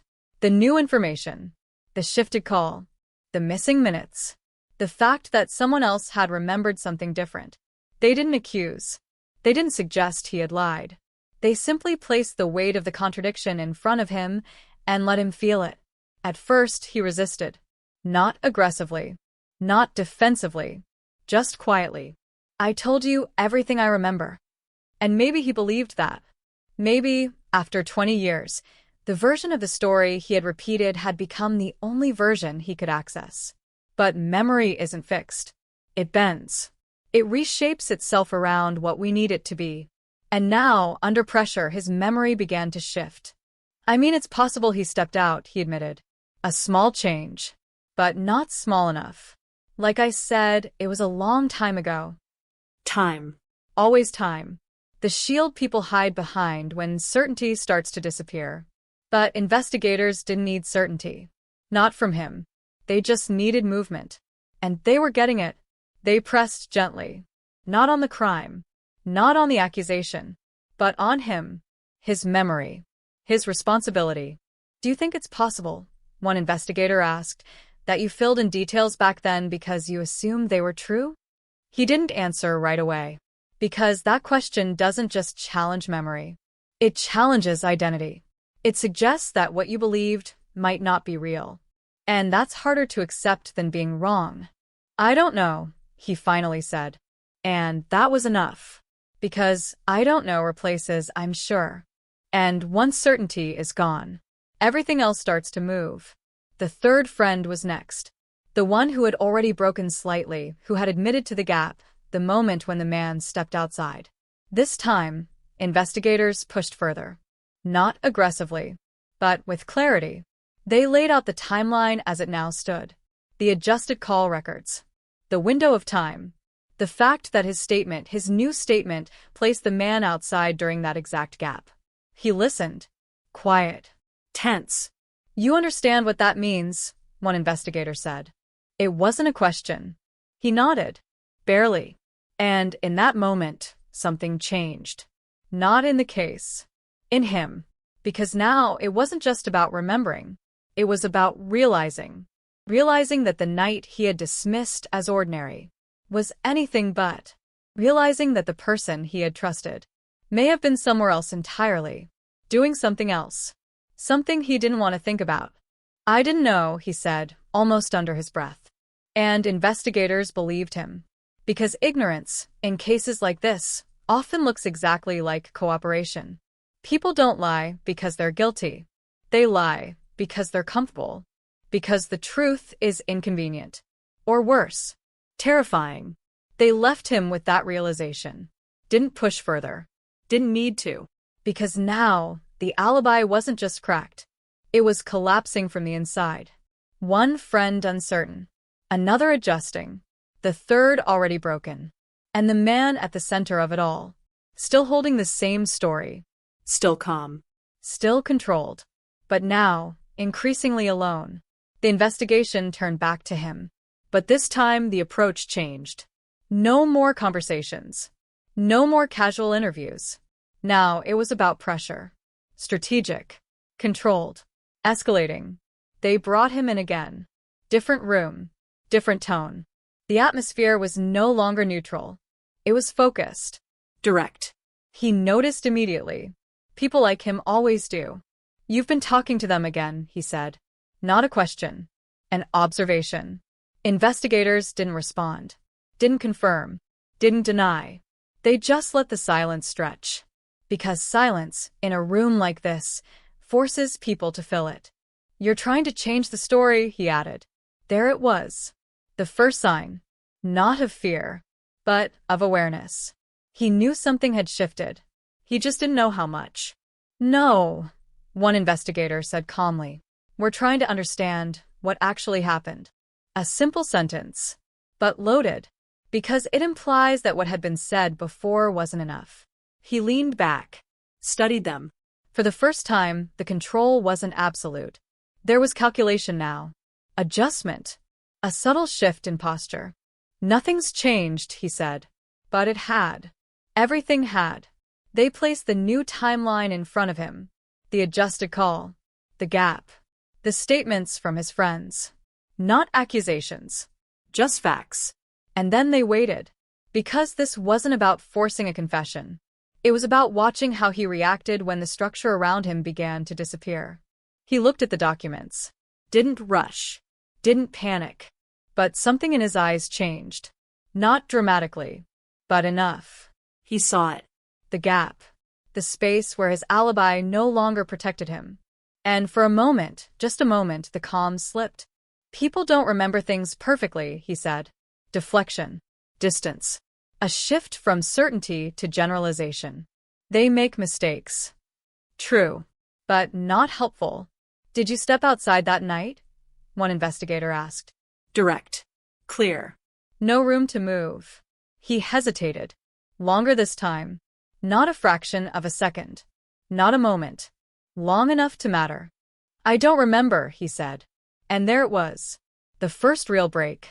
Because for 20 years, he had remembered everything. Every detail. Every minute. Every moment. Now he didn't. And that change, small as it seemed, was everything. Because it meant the story was no longer fixed. It was moving. And once a story moves, it can fall apart. The interview ended without resolution. No confession. No dramatic reveal. Just a shift. Subtle. But irreversible. Because now, the man who had once stood behind an unshakable alibi was standing behind uncertainty. And uncertainty doesn't protect. It exposes. Outside that room, the investigation intensified. Search warrants. Background checks. Financial records. Anything that could connect him, directly or indirectly, to that night. Or to anything else. Because the possibility still lingered. This wasn't just one event. This wasn't just one moment. This was something that had been hidden for years. And now, piece by piece, it was coming into view. Not clearly. Not completely. But enough to see the shape of it. Enough to understand that the truth, whatever it was, had never really disappeared. It had just been waiting. Waiting for the right pressure. The right questions. The right moment. And now that moment had arrived. The alibi was no longer a shield. It was a liability. A structure that had protected him for decades. Now collapsing under its own weight. And as investigators prepared for what came next, something more direct, more decisive, one thing became undeniable. They weren't chasing a theory anymore. They were closing in on a truth. A truth that had been buried for over 20 years. A truth that someone had worked very hard to keep hidden. But not hard enough. Pressure doesn't always look like force. Sometimes it looks like patience. The kind that builds slowly, invisibly, until there's nowhere left to stand. That's where he was now. Not cornered. Not yet. But close enough to feel it. The investigation had moved past theory, past reconstruction, past quiet observation. Now it was active. Focused. Every step calculated to narrow the space around him without ever closing it completely. Because a cornered man fights. But a man who still believes he has room to move makes mistakes. They started with his past. Not the version people knew. Not the stable, predictable life he had built in the years since. They went further back, before the routines, before the calm surface, before everything had been carefully arranged. Old addresses. Old jobs. Old relationships.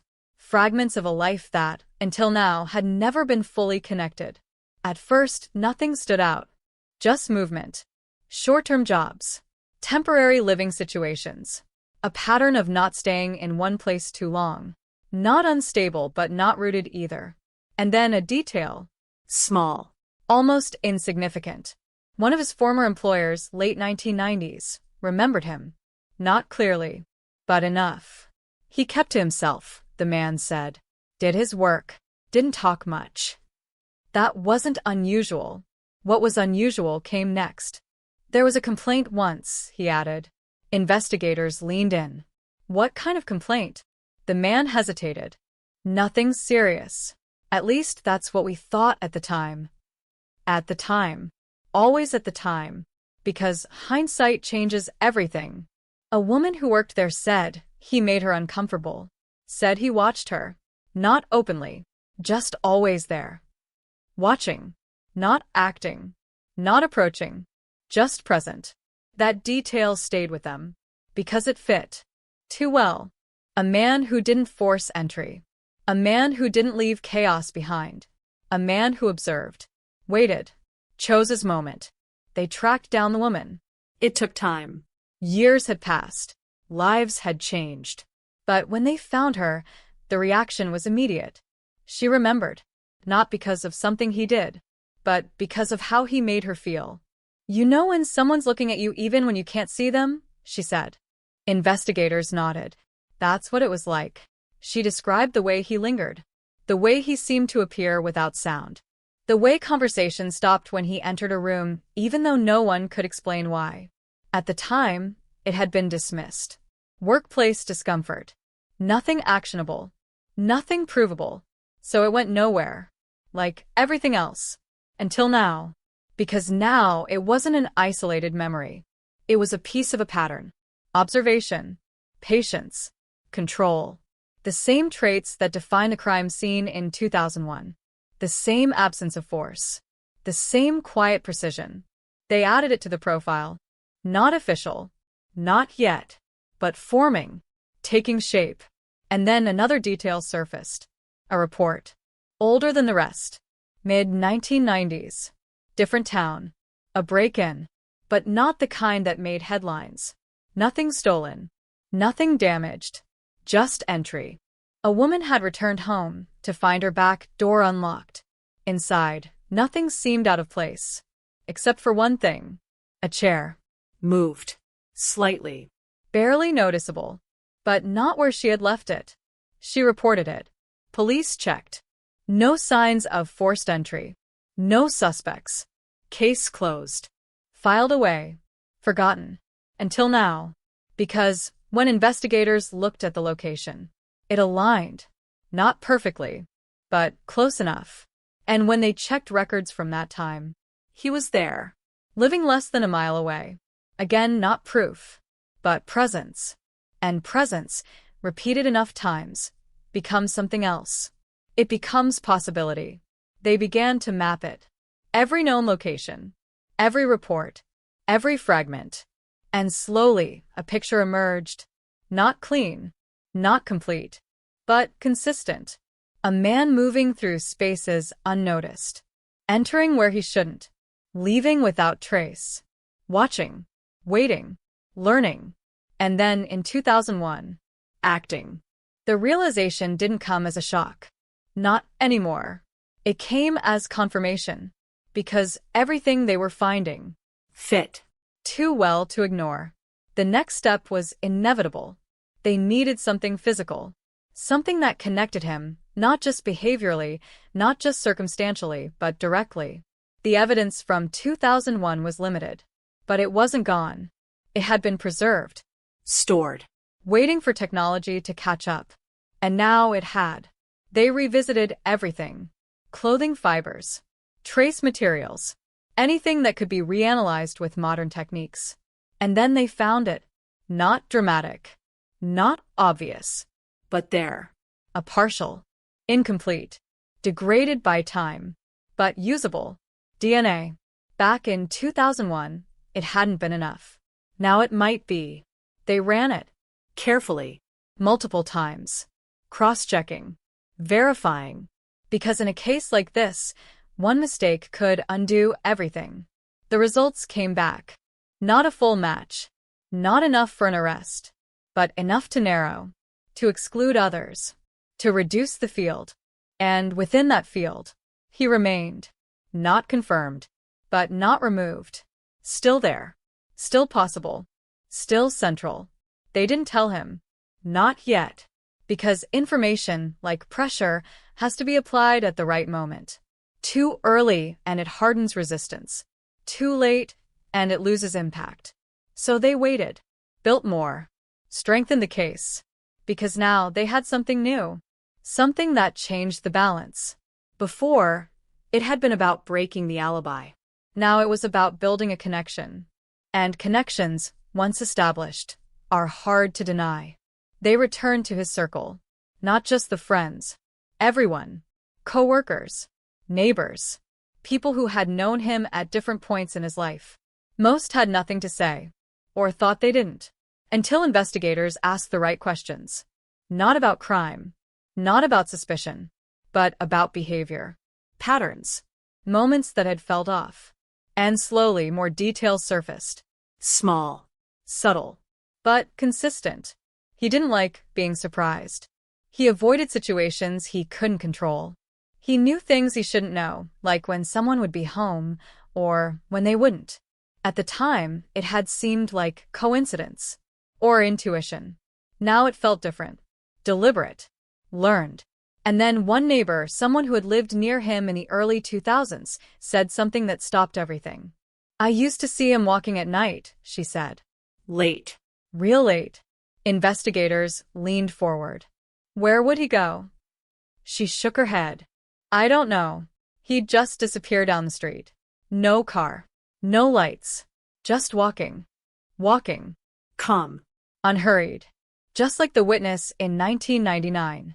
Just like the pattern they were beginning to understand. A man who didn't rush. Who didn't panic. Who moved through the night as if he belonged there. Because, in his mind, he did. The pieces were no longer scattered. They were aligning. Not perfectly. Not conclusively. But enough to see it. Enough to feel it. The truth wasn't distant anymore. It was close. Close enough that every new detail mattered. Close enough that every mistake, past or present, could be the one that finally brought everything down. And as investigators prepared to make their next move, to bring everything they had together into something stronger, something harder to ignore, one thing became clear. They weren't just uncovering a crime. They were uncovering a process, a way of thinking, a pattern of behavior that had gone unnoticed for years because no one had been looking for it, until now. And once you see a pattern like that, you can't unsee it. You can only follow it, all the way to its end. By the time they realized how close they were, it was already too late to turn back. Not because of policy, not because of pressure from above, but because the case itself had changed. What started as a re-examination had become something else entirely, something active, something alive, something that was beginning to react. And cases only react when someone feels threatened. The anonymous call hadn't been a coincidence. That much was clear now. It hadn't offered information, hadn't pointed them anywhere new, hadn't even tried to mislead.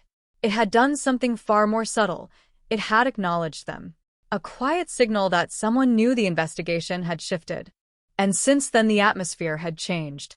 Not dramatically. Not in ways that could be easily documented. But enough. Enough for seasoned investigators to feel it.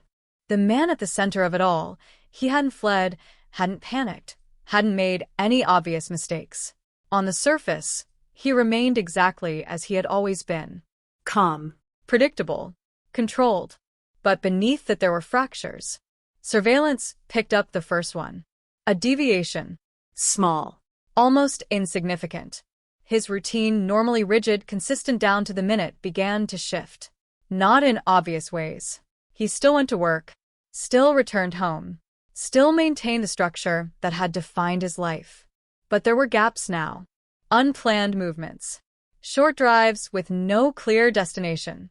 Late-night outings that hadn't existed before. Nothing illegal. Nothing that could justify intervention.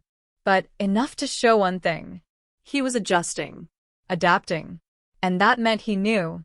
Not everything. Not the full scope. But enough to understand that something had changed. That the past wasn't as buried as it had once seemed. Investigators didn't move in. Didn't confront. They watched. Because when someone starts to feel pressure, they reveal things they've spent years hiding. And what he revealed wasn't panic. It was control. Every movement calculated. Every deviation measured. He wasn't trying to escape. He was trying to understand the boundaries. How much they knew. How far they had gone. And most importantly, what they could prove. That was the line. The one thing that still protected him. Because suspicion doesn't convict. Patterns don't convict. Even broken alibis don't convict. Proof does. And he knew that. Which meant everything he did now would be about staying just outside that line. But lines shift. And investigators were about to move it. The decision came quietly. No announcement. No formal declaration. Just a shift in strategy. They were going to apply pressure directly. Not enough to trigger a shutdown. Not enough to push him into silence. But enough to force movement. They started with his environment. Subtle changes. Increased visibility. Unmarked cars that stayed just a little too long. Officers who passed by just often enough to be noticed. Nothing overt.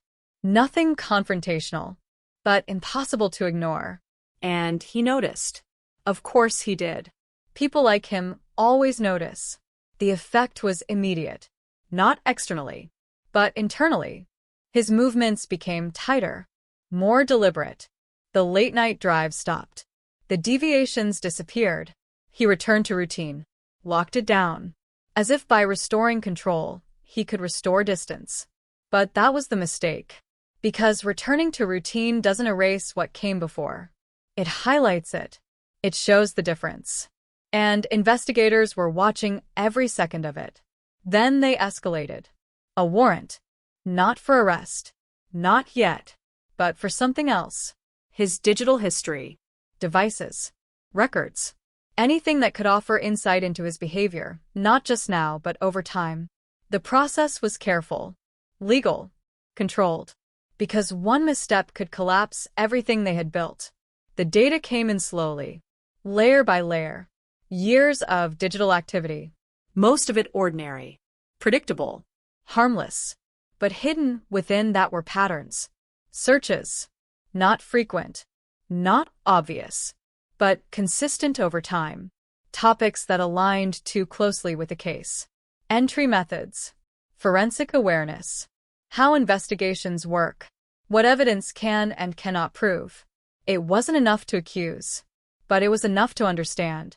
He wasn't just careful. He was informed. Deliberately. Consistently. For years. And that changed the picture. Because now, the absence of evidence in 2001 didn't look like luck. It looked like knowledge. Preparation. Intent. The next step was riskier. They needed to confront him again. But this time differently. Not with questions. With weight. They brought him in. Same building. Different room. No casual tone. No familiarity. This wasn't a conversation anymore. It was pressure. He sat down. Looked around. Took in the environment. And for the first time, he didn't speak first. That alone was a change. Investigators laid everything out. Not as accusations. As facts. The broken alibi. The inconsistent statements. The pattern of behavior. The historical reports. The presence. The movement. The gap. And then the digital trail. Not in detail. Not enough to reveal everything. But enough to show that they weren't guessing anymore. They were building. And he could see it. He didn't interrupt. Didn't react visibly. But the silence was different now. He wasn't controlling it. He was inside it. People change, he said finally. A strange response. Not denial. Not defense. Just distance. They do, one investigator replied. And then came the moment. The one they had been waiting for. The one that defines everything that comes after.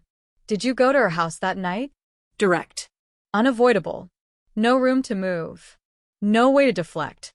No space to hide behind time or memory or uncertainty. Just a question. And him.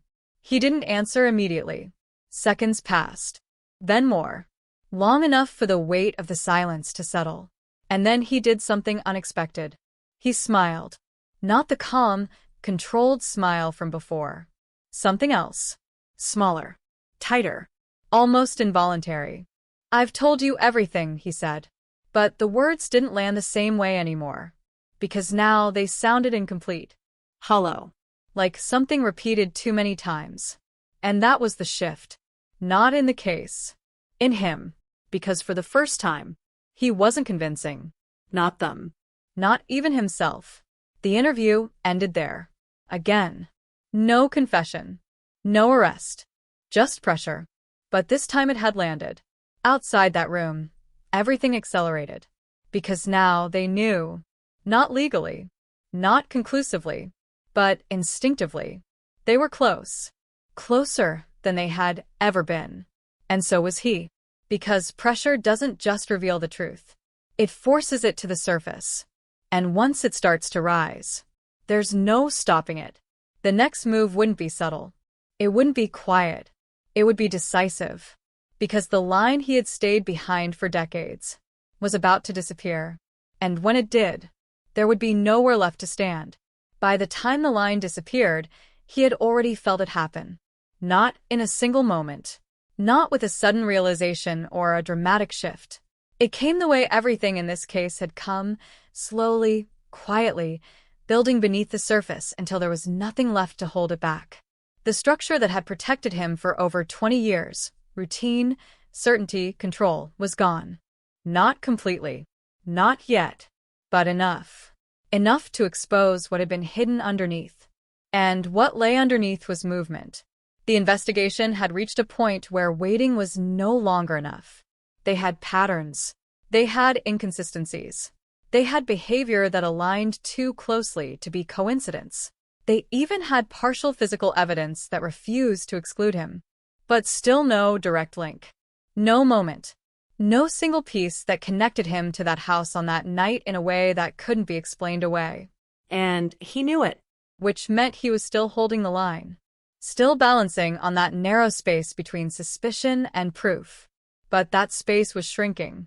The decision came fast this time. No hesitation. No delay. They were going to search. Not just his home. Everything. Property. Storage. Vehicles, past and present. Any location that could hold something left behind, something forgotten, something he believed had disappeared with time. Because time doesn't erase everything. Sometimes it preserves. The warrant was executed early. Before sunrise. Not for surprise. For control. He opened the door himself. Calm. Composed. As if he had been expecting it. And maybe he had. Because people like him don't ignore pressure. They prepare for it. Officers moved in. Systematic. Methodical. Every step documented. Drawers opened. Closets cleared. Boxes examined. At first nothing. Just a life. Ordinary. Clean. Carefully maintained. But investigators weren't looking for obvious. They were looking for mistakes. And mistakes, after 20 years, don't look like what people expect. They look like things that don't belong. Things that don't match. Things that were kept for reasons no one can explain. The first one appeared in a storage box. Old papers. Receipts. Documents from years ago. Most of it irrelevant. Until they found the map. Folded. Worn. Not unusual on its own. But when they opened it, something stood out. Markings. Faint. Almost erased. Circles. Lines. Points of interest. Not labeled. Not explained. But familiar. Too familiar. Because when they compared it to their own case map, the one built from reports, sightings, patterns, it aligned. Not perfectly, but closely enough. Locations that mattered. Places where something had happened. Or almost happened. Or could have. It wasn't proof. But it wasn't nothing. And in this case, nothing had started to mean everything. They kept going. Hours passed. Room by room. Layer by layer. And then they found something else. Clothing. Old. Stored away. From around that time. Preserved, but not intentionally. Just kept. Among it, a jacket. Dark. Unremarkable. But when they processed it, carefully, immediately there it was. A trace. Microscopic. Nearly gone. But still there. Fibers. Consistent with those recovered from the original scene. Not unique. Not definitive. But now connected. The gap was closing. Piece by piece. They moved to his vehicle history. One car no longer existed. Sold years ago. Traded. Gone. But records remained. Ownership.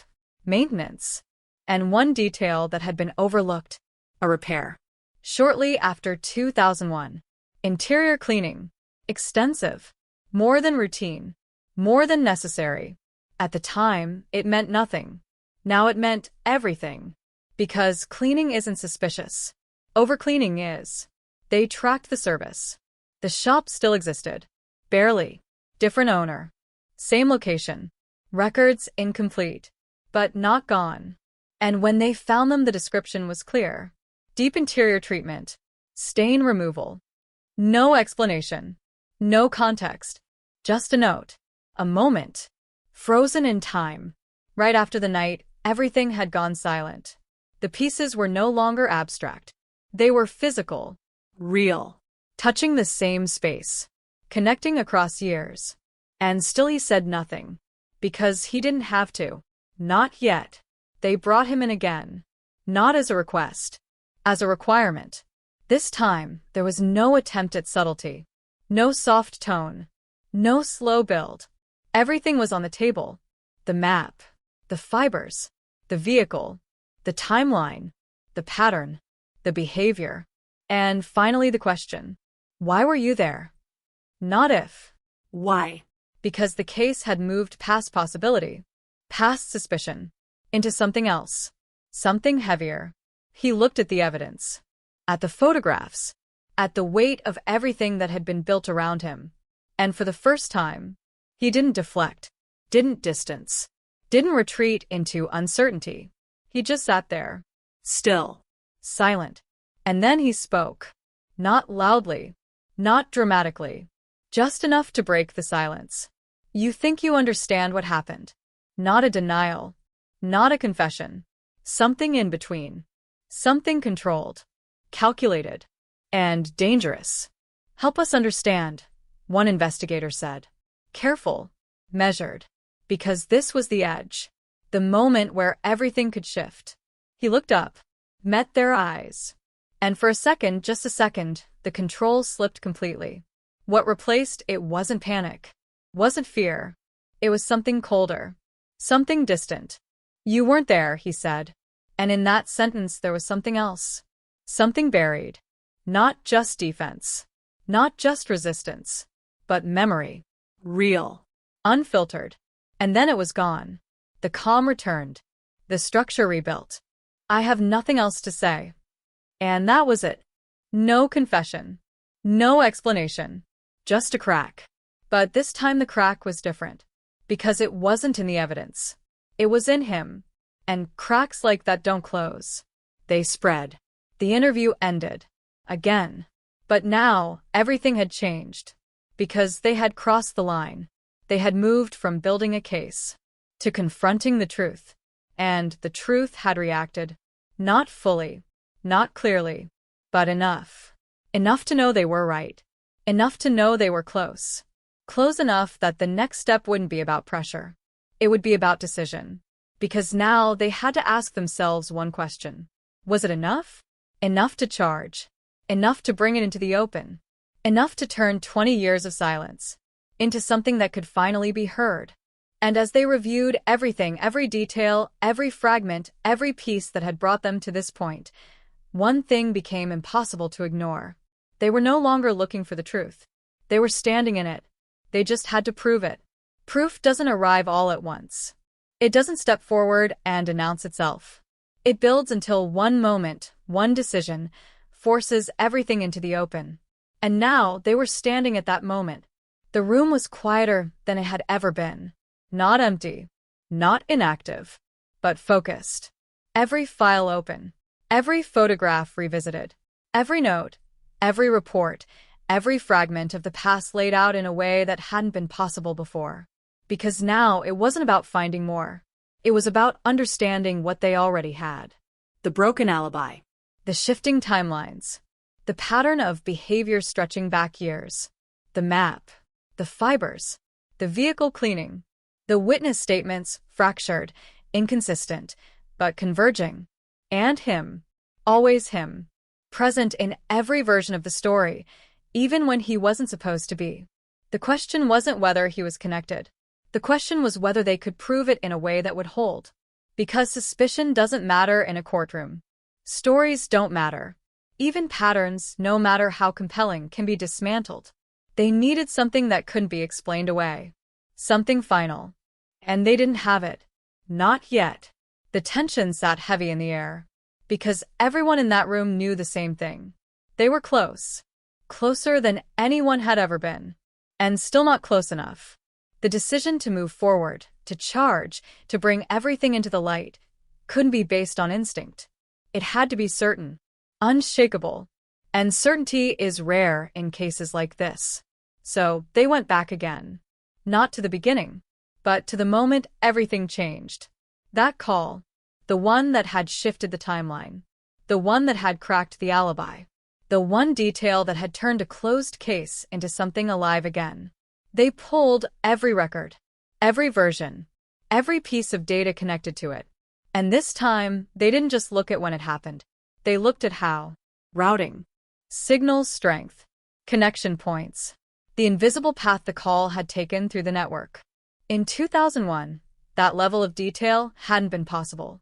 Now it was. And what they found was different. Not dramatically. Not obviously. But enough. Enough to change everything. The call hadn't just originated closer than previously believed. It had connected through a tower that placed the device, his device, within a much tighter radius. Not just near the neighborhood. Inside it. The margin of error still existed. It always does. But the range was no longer miles. It was blocks. And within those blocks, there was only one place that mattered. The house. The realization moved through the room slowly. Not as a shock, but as confirmation. Because this wasn't new information. Not really. It was clarity. Refinement. The difference between possibility and probability. And probability, when it narrows enough, starts to look like truth. They ran it again. Different models. Different assumptions. Every variation they could test. And every time it came back the same. Not exact. Not absolute. But consistent. Always pointing to the same place. The same moment. The same man. It wasn't perfect. But it was enough. Or at least it might be. They brought it to the prosecutor. Carefully. Methodically. Laid out everything. Not just the new data. All of it. The full weight of 20 years. The evolution of the case. The shift from uncertainty to alignment. The pattern that had emerged from fragments. The behavior that couldn't be ignored. And finally the narrowing of that call. The prosecutor listened. Didn't interrupt. Didn't react. Just absorbed it. Because this wasn't just a case. It was a risk. A decision that couldn't be undone. You don't have a confession, she said. No one responded. You don't have a full DNA match. Still silence. What you have is a structure. She paused. Looked down at the files. Then back up. A strong one. Not approval. Not yet. But not rejection either. And in a case like this that mattered. Can you place him inside that house? She asked. Direct. Clear. Unavoidable. And for a moment no one answered. Because that was the question. The only question that mattered. Not near. Not possible. Not likely. Inside. They had pieces. They had connections. They had alignment. But did they have that? Did they have the moment? The answer came slowly. Carefully. No, one investigator said. Honest. Unfiltered. But we can place him there enough. Enough. A dangerous word. Because in a courtroom, enough has to become certainty. Or it becomes doubt. The room held its breath. Because this was it. The edge. The point where everything either moved forward or stopped. The prosecutor leaned back. Silent. Thinking. Weighing. Because this wasn't just about winning. It was about being right. About standing in front of a jury and saying, this is what happened. Without hesitation. Without cracks. Without doubt. Minutes passed. Felt longer. And then she spoke. Build it stronger. Not a no. Not a yes. A condition. A demand. Find something else. One more piece. One more connection. Something that moves it from strong to undeniable. And just like that, the case wasn't over. It was evolving. Again. Back outside, the pressure returned. Not less. More. Because now, they weren't just investigating. They were racing. Not against time. Against uncertainty. Because the truth was there. Close. Visible, but still just out of reach. They went back to him. Not physically. Not yet. But through everything he had touched. Every record. Every connection. Every moment of his life that intersected with the timeline they were building. And then they found it. Not in 2001. Not directly. But connected. A purchase. Cash. Unremarkable. But dated. Days before the murder. A small item. Common. Easily overlooked. But when they traced it, it matched something from the scene. Not conclusively. Not alone. But combined with everything else. It mattered. It connected. It closed a gap.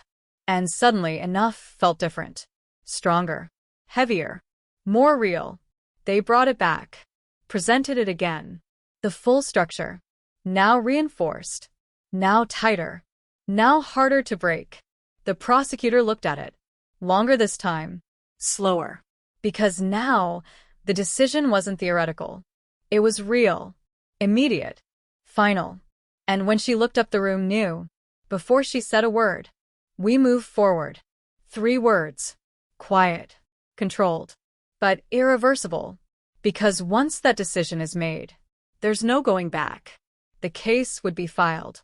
The charges prepared. The silence that had lasted for over 20 years was about to end.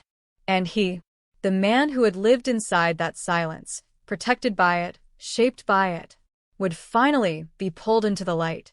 Not as a possibility, not as a question, but as the center of everything. And as the process began, as paperwork turned into action, as the weight of the case shifted from investigation to prosecution, one thought lingered. Not spoken, not written, but understood. The truth had always been there. Not hidden, not lost. Just waiting. Waiting for someone to look at it differently. Waiting for the moment when the smallest detail would be enough to break everything. And now that moment had come. The only question left was what would happen when it did. The moment they had been building toward for over 2 decades didn't arrive with noise. No sirens cutting through the morning. No chaos. No urgency spilling into the streets. It came quietly, deliberately, like everything else in this case. The warrant was signed just after dawn. Paperwork finalized. Charges filed. Every line reviewed.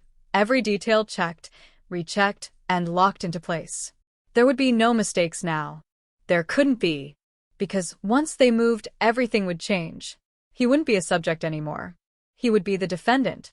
And the story that had protected him for years would be tested in the open. They chose the timing carefully. Mid-morning. Not too early. Not too late. A moment when routine was in motion, when people were occupied, distracted, less likely to notice the shift until it had already happened. He was at home. Of course he was. Routine hadn't broken. Even now. Even at the edge of everything. The cars arrived without urgency. Unmarked. Controlled. Positioned with precision that came from experience, not force. Officers stepped out. No rush. No raised voices. Just purpose. A knock on the door. Firm. Measured. Final. He opened it himself. Again. And for a moment, just a moment, nothing happened. No reaction. No surprise. Just recognition. As if this had always been the inevitable end of a line. Sir, we have a warrant for your arrest. The words hung in the air. Simple. Clear. Irreversible. He didn't step back. Didn't argue. Didn't ask questions. He just nodded. Once. Slowly. And in that movement, there was something difficult to define. Not relief. Not fear. Something quieter. Something internal. As if a weight he had been carrying, not visibly, not outwardly, but always there, had finally shifted. They placed him in cuffs. Procedure. Routine. But nothing about this moment felt routine. Because this wasn't just an arrest. It was the collapse of a version of reality that had existed for over 20 years. The neighbors noticed. Of course they did. Curtains moved. Doors opened slightly. Eyes watching from a distance that felt safe. Because this wasn't supposed to happen here. Not now. Not after so much time had passed. But that's how cold cases end. Not with closure. With disruption. He was placed in the vehicle. Door closed. And just like that, he was gone. The house remained. Silent. Unchanged. As if nothing had happened. As if it hadn't just released a secret it had held for decades. Back at the station, the process moved forward. Fingerprinting. Booking. Documentation. Every step recorded. Every detail preserved. Because now, everything mattered. Every word. Every silence. He sat in the interview room again. The same one. But this time it was different. Because now he wasn't there by choice. And the difference between voluntary presence and custody changes everything. Investigators entered. Not with questions. Not immediately. They let the moment sit. Because moments like this don't need to be rushed. They need to be felt. You understand why you're here, one of them said. He nodded. Again. Calm. Controlled. But thinner now. The control wasn't gone. But it wasn't absolute. Not anymore. They didn't start with the evidence. They didn't start with the case. They started with him. This is your opportunity. Simple. Direct. Not a threat. Not a promise. Just a statement. He looked at them. Really looked. For the first time there was no distance. No performance. Just presence. And then he spoke. I didn't plan it like that. The words landed softly. But their impact was immediate. Because they weren't a denial. They weren't a deflection. They were something else. Something closer to truth than anything he had said before. No one interrupted. No one moved. Because this was it. The moment everything had been building toward. He leaned forward slightly. Hands still. Eyes fixed. It wasn't supposed to go that far. And just like that, the line broke. Not completely. Not fully. But enough. Enough to see what was behind it. Tell us what happened, one investigator said. Quiet. Steady. Because now, it wasn't about pressure. It was about space. Giving him room to step into something he had avoided for years. He took a breath. Slow. Measured. Like he was choosing each word before it existed. I went there, he said. Confirmation. Clear. Undeniable. Placed inside the one space that had defined everything. No longer near. No longer possible. Inside. And the room shifted. Not visibly. But completely. Because now they had it. Not just evidence. Not just alignment. Truth. Raw. Unfiltered. I just wanted to talk, he continued. A familiar phrase. One that appears in cases like this more often than anyone expects. As if intent can be separated from outcome. As if words can exist without consequence. She knew me. Another piece. Small. But significant. Because it explained the door. The absence of force. The trust. Or, at least the illusion of it. What happened inside? The investigator asked. He didn't answer immediately. Not because he didn't know. Because he did. But because saying it made it real. I lost control. 3 words. Simple. Common. Used so often they almost lose meaning. But here, they meant everything. Because control had defined him. For years. In every detail. In every action. And now it was gone. Or at least it had been. For one moment. One night. One decision. What does that mean? The investigator pressed. Gently. Carefully. He closed his eyes. Just for a second. And when he opened them, something had changed. Not dramatically. But enough. It wasn't supposed to end like that. Not an answer. Not fully. But closer. Closer than anything they had ever had. And still incomplete. Because confessions aren't always clear. They don't arrive clean. They come in pieces. Fragments. Shaped by memory. By guilt.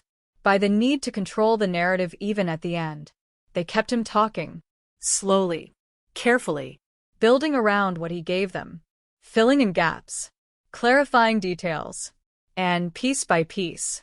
The night in 2001 began to take shape. Not as a report. Not as a theory, but as something real. Something that had happened. Something that had been hidden for far too long. Hours passed. The room never changed. The tone never shifted. Because once the truth starts to come out, you don't interrupt it. You follow it. All the way. Until there's nothing left. And when it was over, when the words stopped, when the silence returned, it felt different. Not heavy. Not tense. Just final. Because the story that had been protected for over 20 years was no longer his to control. It belonged to the case now. To the record. To the truth. And the truth doesn't disappear again. Not once it's been spoken. Outside that room, everything moved quickly.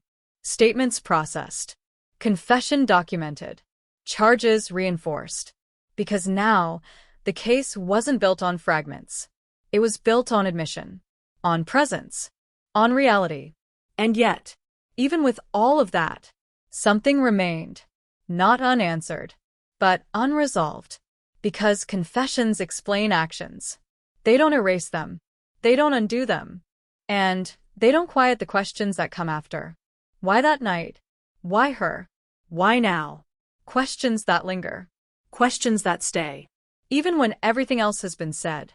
And as the case moved forward, as it transitioned from investigation to trial, from silence to exposure, one thing became clear. This wasn't the end. Not really. Because endings in cases like this don't come with answers. They come with truth. And truth is something people have to live with. The courtroom doesn't feel like the end of a story. It feels like a place where stories are taken apart. Piece by piece. Word by word. Until what's left is something colder. Something harder. Something that doesn't care about emotion. Only truth. Or, at least what can be proven as truth. The room was already full before proceedings began. Not loud. Not chaotic. Just heavy. The kind of silence that settles in when people understand they're about to witness something that has taken years, decades, to arrive. The victim's family sat together. Closer than necessary. As if distance might break something fragile between them. Their faces carried time. Not just grief. Time. Years of not knowing. Years of waiting. Years of imagining every possible ending except the one that had finally come. Across the room, he sat with his attorney. Still composed. Still controlled. But different now. Because the environment had changed. And in a courtroom, control doesn't belong to the person on trial. It belongs to the process. The charges were read. Clear. Formal. Each word landing with a weight that echoed beyond the room. Because this wasn't just language. This was accusation turned into reality. He listened. Didn't react. Didn't look up. Just absorbed it. As if each word confirmed something he had already accepted. The prosecution began slowly. Deliberately. They didn't rush to the confession. They didn't lead with the ending. They built the story the same way it had been built over 20 years. From the beginning. The victim. Her life. Her routine. Her place in the community. Not as a name in a file. As a person. Real. Present. And then the night. The timeline. The last confirmed sighting. The silence that followed. The search. The confusion. The fear that spread quietly at first, and then all at once. Witnesses spoke. Some with certainty. Others with hesitation. Memories shaped by time, but still holding fragments of something real. A car scene where it shouldn't have been. A figure that didn't belong. A detail that meant nothing then, but everything now. The defense listened. Watched. Waited. Because their role wasn't to tell a new story. It was to break the one being told. And they would. When the time came. The investigators took the stand. Not as heroes. Not as saviors. But as professionals. Detailing process. Method. The evolution of the case. How something once considered closed had been reopened. Not by chance. But by persistence. By technology. By the refusal to let something remain unanswered. They walked the jury through it. Carefully. Because complexity can lose people. And losing people means losing the case. So they simplified without distorting, clarified without removing weight, explained how small inconsistencies had grown into something larger, how an alibi had begun to fracture, how a timeline had shifted, how a single call, once dismissed, had become central. The courtroom watched, listened, followed. And then the forensic evidence. Not dramatic, not overwhelming, but precise, measured. Fibers, location data, behavioral patterns, each piece small on its own, but together, a structure, a framework, a story that didn't rely on one thing, but on many. The defense stood. Cross-examination began, and the tone shifted, because now it wasn't about building, it was about breaking. Isn't it true, the attorney began, that none of this places my client definitively inside that house? The word hung, definitively, a line drawn in the sand. The investigator didn't hesitate. It places him there within a reasonable certainty. Not absolute, but strong. Strong enough. The defense pressed. On margins of error. On the limitations of technology. On the years that had passed. Because doubt doesn't need to be proven. It just needs to exist. And they were good at finding it, at creating it, at expanding it until it felt larger than the truth itself. But the structure held. Not perfectly. Not without pressure. But it held. Because it wasn't built on one piece. It was built on many. And then the confession. The room changed before it was even introduced. Because everyone knew. Everyone understood what it meant. The recording played. His voice filled the space. Calm. Measured. The same tone he had used in that room. The same control. But now exposed. No longer private. No longer contained. I went there. The words echoed. Simple. Clear. Impossible to take back. The jury watched. Listened. Not just to what he said, but how he said it. The pauses. The hesitation. The moments where silence spoke louder than words. I lost control. Again. That phrase. So small. So common. And yet carrying everything. The defense stood again. Because even confessions can be challenged. Context. Pressure. Interpretation. They questioned the conditions. The process. The intent behind the words. But the recording didn't change. Didn't shift. Didn't break. It remained what it was. A man placing himself at the center of something he had denied for years. Closing arguments came faster than expected. Because once everything has been said, there's nothing left to do but decide. The prosecution didn't raise their voice. Didn't dramatize. They didn't need to. Because the weight of the case spoke for itself. They reminded the jury of the pattern. The alignment. The convergence of evidence. Not perfect. Not absolute. But consistent. And consistency over time becomes truth. The defense followed. Focused. Sharp. They didn't deny everything. They couldn't. Instead, they focused on what wasn't there. What couldn't be proven beyond all doubt. Because, in the end, that's the standard. Not likely. Not probable. Certain. And certainty is a high bar. The jury left. The room exhaled. But only slightly. Because now came the hardest part. Waiting. Hours passed. Each one stretching longer than the last. No one spoke much. Because there was nothing left to say. Everything that could be said had been. And then movement. The jury returned. The room stood. Sat again. And in that moment time collapsed. 20 years. Reduced to seconds. The verdict was read. One word. Clear. Final. Guilty. It didn't echo. Didn't explode. It settled. Like dust after impact. Quiet. Heavy. Inevitable. The victim's family didn't react immediately. Because some moments are too large for instant response. They held each other. Tightly. As if this word had weight. As if it might disappear if they didn't. Across the room, he remained still. No outburst. No collapse. Just stillness. The same control. Or maybe something else. Because when everything ends, There's nothing left to hold on to. The sentence would come later. Another day. Another moment. But the case was over.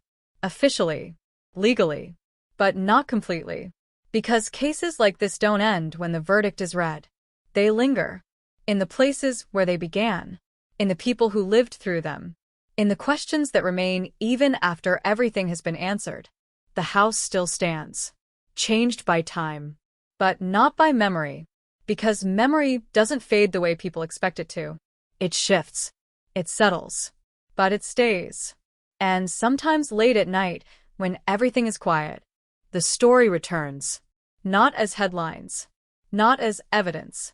But as something simpler. A reminder that truth can hide. For years. For decades. But it doesn't disappear. It waits. Patient. Silent. Until the moment comes.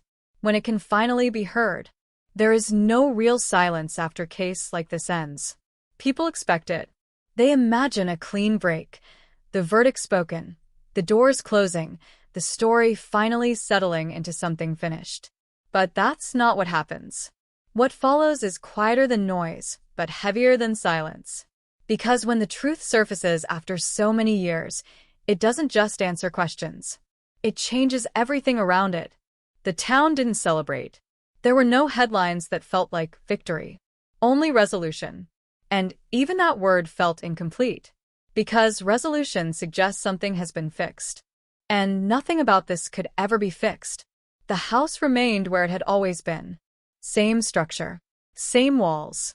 Same windows that had once reflected a normal life before becoming something else entirely. People drove past it differently now. Slower. Not always intentionally. Just enough to notice. Just enough to remember. Because now they knew. Or at least they knew enough. The uncertainty that had once filled that space was gone. Replaced by something more defined. More permanent. Truth has a shape. And once you see it, you can't unsee it. The victim's family tried to return to something resembling normal life. But normal doesn't exist in the same way after a verdict like that. It becomes something you rebuild. Piece by piece. Memory by memory. They had answers now. Details they had once begged for now laid out in full, unfiltered clarity. And clarity isn't always comfort. Sometimes it's sharper than the unknown. Because not knowing leaves space. For hope. For imagination. For alternatives. Knowing removes all of that. Leaves only what is. And what is doesn't change. They attended the sentencing weeks later. Same courtroom. Same structure.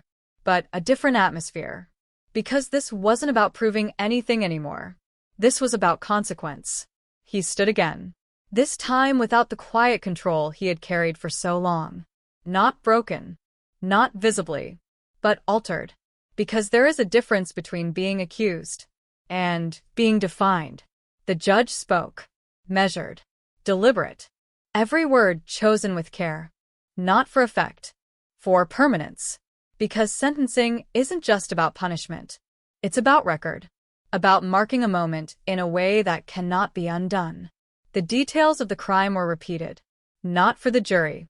For the record. For the weight of it. So that what happened would never be reduced to a single line in a file. So that it would exist fully in the space where decisions are made. The victim's family spoke. One by one. Voices shaking. Sometimes breaking. But never stopping. Because after years of silence, there is a need to be heard. Not by the system. By the person who caused it all. They spoke about loss. About absence. About the years that had passed without answers. The birthdays missed. The empty spaces at tables that never felt complete again. And the questions. The endless questions that had lived with them for so long. Why her? Why that night? Why didn't anyone see? Why didn't anyone stop it? Questions that now had answers. But still no peace. He listened. Didn't look away. Didn't interrupt. And for the first time there was something close to visible emotion. Not dramatic. Not overwhelming. Just present. As if hearing it, really hearing it, was different from knowing it. Different from carrying it privately. Because now it was external. Shared. unavoidable. He was given the opportunity to speak. And for a moment it seemed like he might not. That he might choose silence, even now. But then he did. "I'm sorry." 2 words. Small. Late. But spoken. And the room didn't react. Because some words, no matter when they come, don't land the way they're meant to. Not after this long. Not after this much. The judge delivered the sentence. Final. Unchangeable. A number of years that would outlast anything left of the life he had built outside. And with that, the legal process ended. But the story didn't. Because stories like this don't stay contained within courtrooms. They move. Through conversations. Through memory. Through the quiet spaces where people reflect on what happened and what it means. Investigators closed the file. Officially. Stamped. Archived. But not forgotten. Because no one who worked that case would ever truly let it go. They carried it. In small ways. In details that stayed longer than expected. In moments where something unrelated would trigger a memory of this one. Because some cases don't end. They just stop being active. And even then they linger. Years later, people would still talk about it. Not loudly. Not constantly. But enough. Enough that it remained part of the town's identity. A shadow that had once been larger, now smaller, but still there. And sometimes, late at night, when everything is quiet and the world feels still, the story returns in a different way. Not as evidence. Not as testimony. But as a question. A simple one. What if no one had looked again? What if the file had stayed closed? What if that one detail, that one inconsistency, had never been questioned? Would the truth still be hidden? Would the silence have continued indefinitely? Because that's the reality of cold cases. They don't solve themselves. They wait. They depend on someone, anyone, to notice something that doesn't fit. To care enough to look again. To believe that even after years the truth is still there. Waiting. And this one was found. But not all are. Some remain. Unanswered. Unresolved. Files sitting in quiet rooms, untouched for years, holding stories that have never been completed. Names that still carry question marks.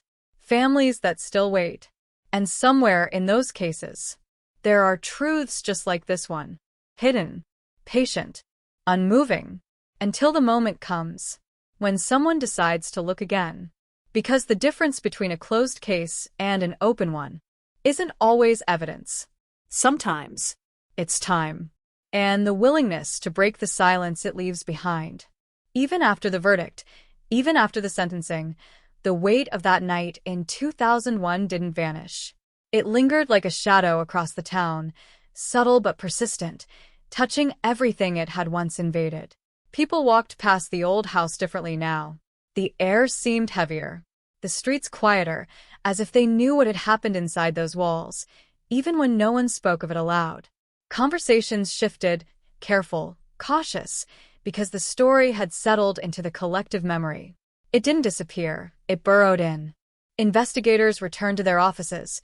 Papers still spread across desks, though now they were archives. The physical evidence was cataloged, stored, layered in boxes that represented years of methodical work. But even boxed and labeled, it felt alive. Every fiber, every note, every record was a reminder. And while the case file had officially closed, their minds carried it forward. Cases like this never leave you. They persist in the quiet corners of thought, in the moments when nothing else demands attention. The victim's family struggled to find normalcy. They attended birthdays and holidays, but the absence remained tangible. The room around the empty chair, the voice that wasn't there. Those were permanent. The closure from the trial gave them facts, but it didn't undo decades of wondering. Sleep was sometimes elusive. Memories of what could have been haunted them, more insistent now that they had certainty. And yet, certainty also allowed grief to breathe differently. The truth provided an anchor, though it didn't calm the ocean of what had been lost. For him, the man convicted, life shifted entirely. The carefully constructed boundaries, routines, and control that had kept him insulated for decades were gone. Prison stripped away the illusion of normalcy. The walls he had built internally didn't protect him anymore. He was forced into exposure, measured, monitored, and contained. Each moment stripped a layer of the persona he had honed so meticulously. There was a silence in those early hours behind bars, a different kind than in the courtroom or at home. A silence that presses, that observes, that waits. Even now, investigators couldn't forget the intensity of the final moments, the confession, the alignment of evidence, the tension that had built over years. They knew the importance of documenting every nuance, every choice, because one detail could become a precedent. Every cold case, they realized, was a lesson. One overlooked clue, one assumption left unchallenged, could lock truth away for decades. And that thought lingered like a whisper in every office, in every conversation between colleagues, reminding them that patience and persistence were just as crucial as skill. The community, once shocked, moved into a cautious rhythm of normalcy. Conversations about the case happened less often, yet the story had entered local folklore. Even children would hear fragments, the cold case, without knowing the details, only that something dark had once unfolded nearby. And adults, when recounting it, never omitted the weight of time. 20 years, 2 decades of silence, before the truth had emerged. It became an invisible marker, a reminder of how fragile safety and certainty are, and how elusive justice can remain until someone refuses to let go. At night, in the quiet that blankets a town when streets empty and the wind moves unnoticed, memories of that case return for those who investigated it. They lie in the back of the mind unbidden. Small details, a fiber, a call, a map, reappear like ghosts. And even when the case is resolved, those investigators know that some part of them will always belong to it. There's no real ending, only shifts in attention. Some nights, they revisit timelines in their minds, tracing paths, retracing decisions, wondering how close they came to missing something critical. Each return sharpens understanding. Each recollection reinforces the realization that cold cases demand more than work. They demand vigilance, obsession, patience, and courage. Meanwhile, the town carries a duality. It is closure, yet it carries scars. The houses and streets, the once mundane routines, now exist in the context of history that can't be forgotten. People lock doors differently, glance sideways at strangers, remember the absence of someone who should have been there. The air is thick with what once was, and while life continues, the imprint of the case remains. And somewhere in the quiet, the truth of what happened on that night in 2001 sits, fully known now, tangible, undeniable. But even with it exposed, questions linger at the edges. How could something so hidden persist for so long? How did layers of normality conceal intent? What else remains out there, waiting for someone to notice it? The investigators, the families, even the community, all of them are left to live with that awareness. The resolution doesn't erase the past. It only illuminates it. Cold cases are like shadows. They move slowly, silently, sometimes receding into the background, but always present. They wait for attention, for persistence, for someone willing to follow threads others ignored. And this one, after 20 years, finally yielded its truth. But the truth itself is not a comfort. It's a reminder. A reminder that the past is never entirely gone, that actions ripple beyond immediate perception, and that patience combined with tenacity can unearth what time sought to bury. Even in resolution, there is tension. Even in clarity, there is unease. Even with justice served, the echoes remain. Investigators walk home thinking about details they once overlooked. Families live with memories, both painful and sharp with relief. The man convicted carries both shame and the irreversible weight of his actions. And the town carries them all, quietly, collectively, because some stories do not end with a sentence. They end as living reminders that darkness can exist where least expected, and that sometimes the long shadow of time is necessary to finally see the light. And so, the story continues, not in headlines, not in court, not in the courtroom's official documents, but in the subtle, persistent ways it touches lives, shapes perspectives, and teaches lessons no one could have foreseen at the outset. Even when labeled closed, the case lives. It thrives in memory, in vigilance, in the rare courage to keep asking questions long after everyone else has stopped. Because that is what a cold case demands: attention, patience, and the unyielding refusal to allow silence to hide the truth. 20 years ended, but the impact never will. Years later, the story still whispers through the town. Not loudly, not as a headline or a reminder in print, but in the way people glance at an empty house, pause at a street corner, or remember a friend who moved away too soon. It lives in small details: a lock left slightly ajar, a light burning late at night, a conversation that begins with "Do you remember?" and trails off into silence.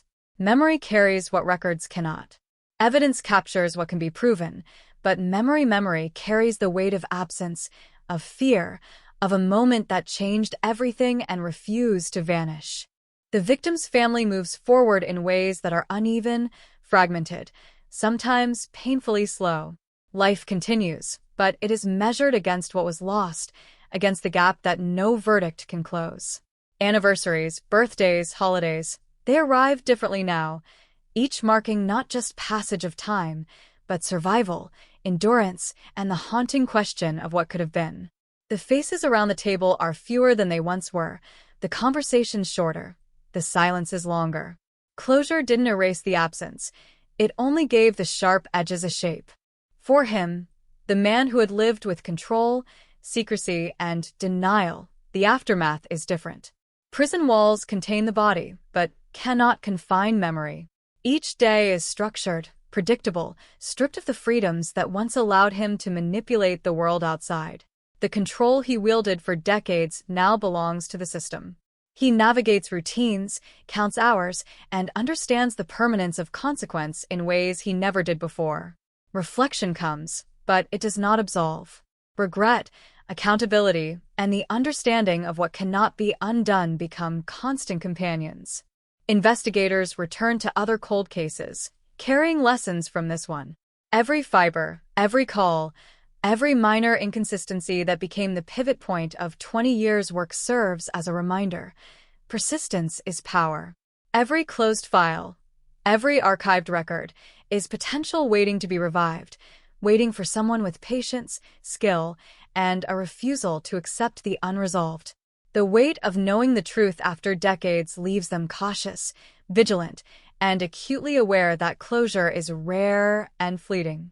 Each subsequent case is approached with heightened attention, a sharper eye, and the understanding that justice can demand years, sometimes decades, before it arrives. The town itself is changed, subtly but permanently. Streets, homes, and routines bear invisible markers of what occurred. People move more deliberately, conversations are punctuated by awareness, and even the quietest places carry echoes of what transpired that night. Children hear fragments of stories, adults share lessons disguised as recollection, and everyone senses that a truth uncovered after so long has shifted the rhythm of ordinary life. Safety, certainty, and normality are understood as fragile constructs, existing only until questioned or tested. Even long after the trial, questions linger, not of guilt or innocence, but of perception, circumstance, and the delicate balance of chance. How did a series of small actions, overlooked details, and chance observations eventually align to reveal the truth? How many others wait, unnoticed, hidden in the folds of time, their stories incomplete because no one cared enough to look? Cold cases are always reminders. The past is patient, persistent, and powerful, and truth requires the same patience, persistence, and courage. At night, the investigators, the families, and the community alike carry fragments of the story with them. In dreams, in quiet moments, in long walks, it returns. The weight of silence, the tension of unanswered questions, the shadow of uncertainty that hovered for decades. Memory sustains it, awareness sharpens it, and vigilance ensures it is never truly forgotten. Lessons learned in 2001, crystallized over 20 years, shape every decision, every interaction, every approach to unresolved mysteries. And so, the story lives on. Not in headlines or in courts, not only in files or evidence, but in the subtle shifts of perception, in the awareness that the past is never fully gone. It endures in the quiet spaces where truth resides, in the small acts of persistence that uncover what time sought to bury. The cold case is closed officially, legally, but its echo will continue as long as people refuse to let silence dictate the end. Because cold cases are not just about solving crimes. They are about bearing witness to truth, no matter how long it waits. They are about the fragility of memory and the persistence of justice. They are about the moments that slip through unnoticed, only to return with the weight of consequence, demanding attention. And in this town, in this story, the truth was finally seen. Yet, even as decades pass, as buildings age and people move on, the imprint remains. A reminder that some shadows never vanish entirely, that time does not erase, and that the past, no matter how cold, still reaches into the present, shaping lives, demanding recognition, and silently insisting that its story, its truth, will never be forgotten. The case is closed. The verdict delivered. Justice served. But the echo lingers. The cold case lives, not in files, not in courtrooms, not in memory alone, but in the invisible spaces it shaped, in the questions it left behind, and in the enduring reminder that truth, once found, refuses to vanish, no matter how long it waits.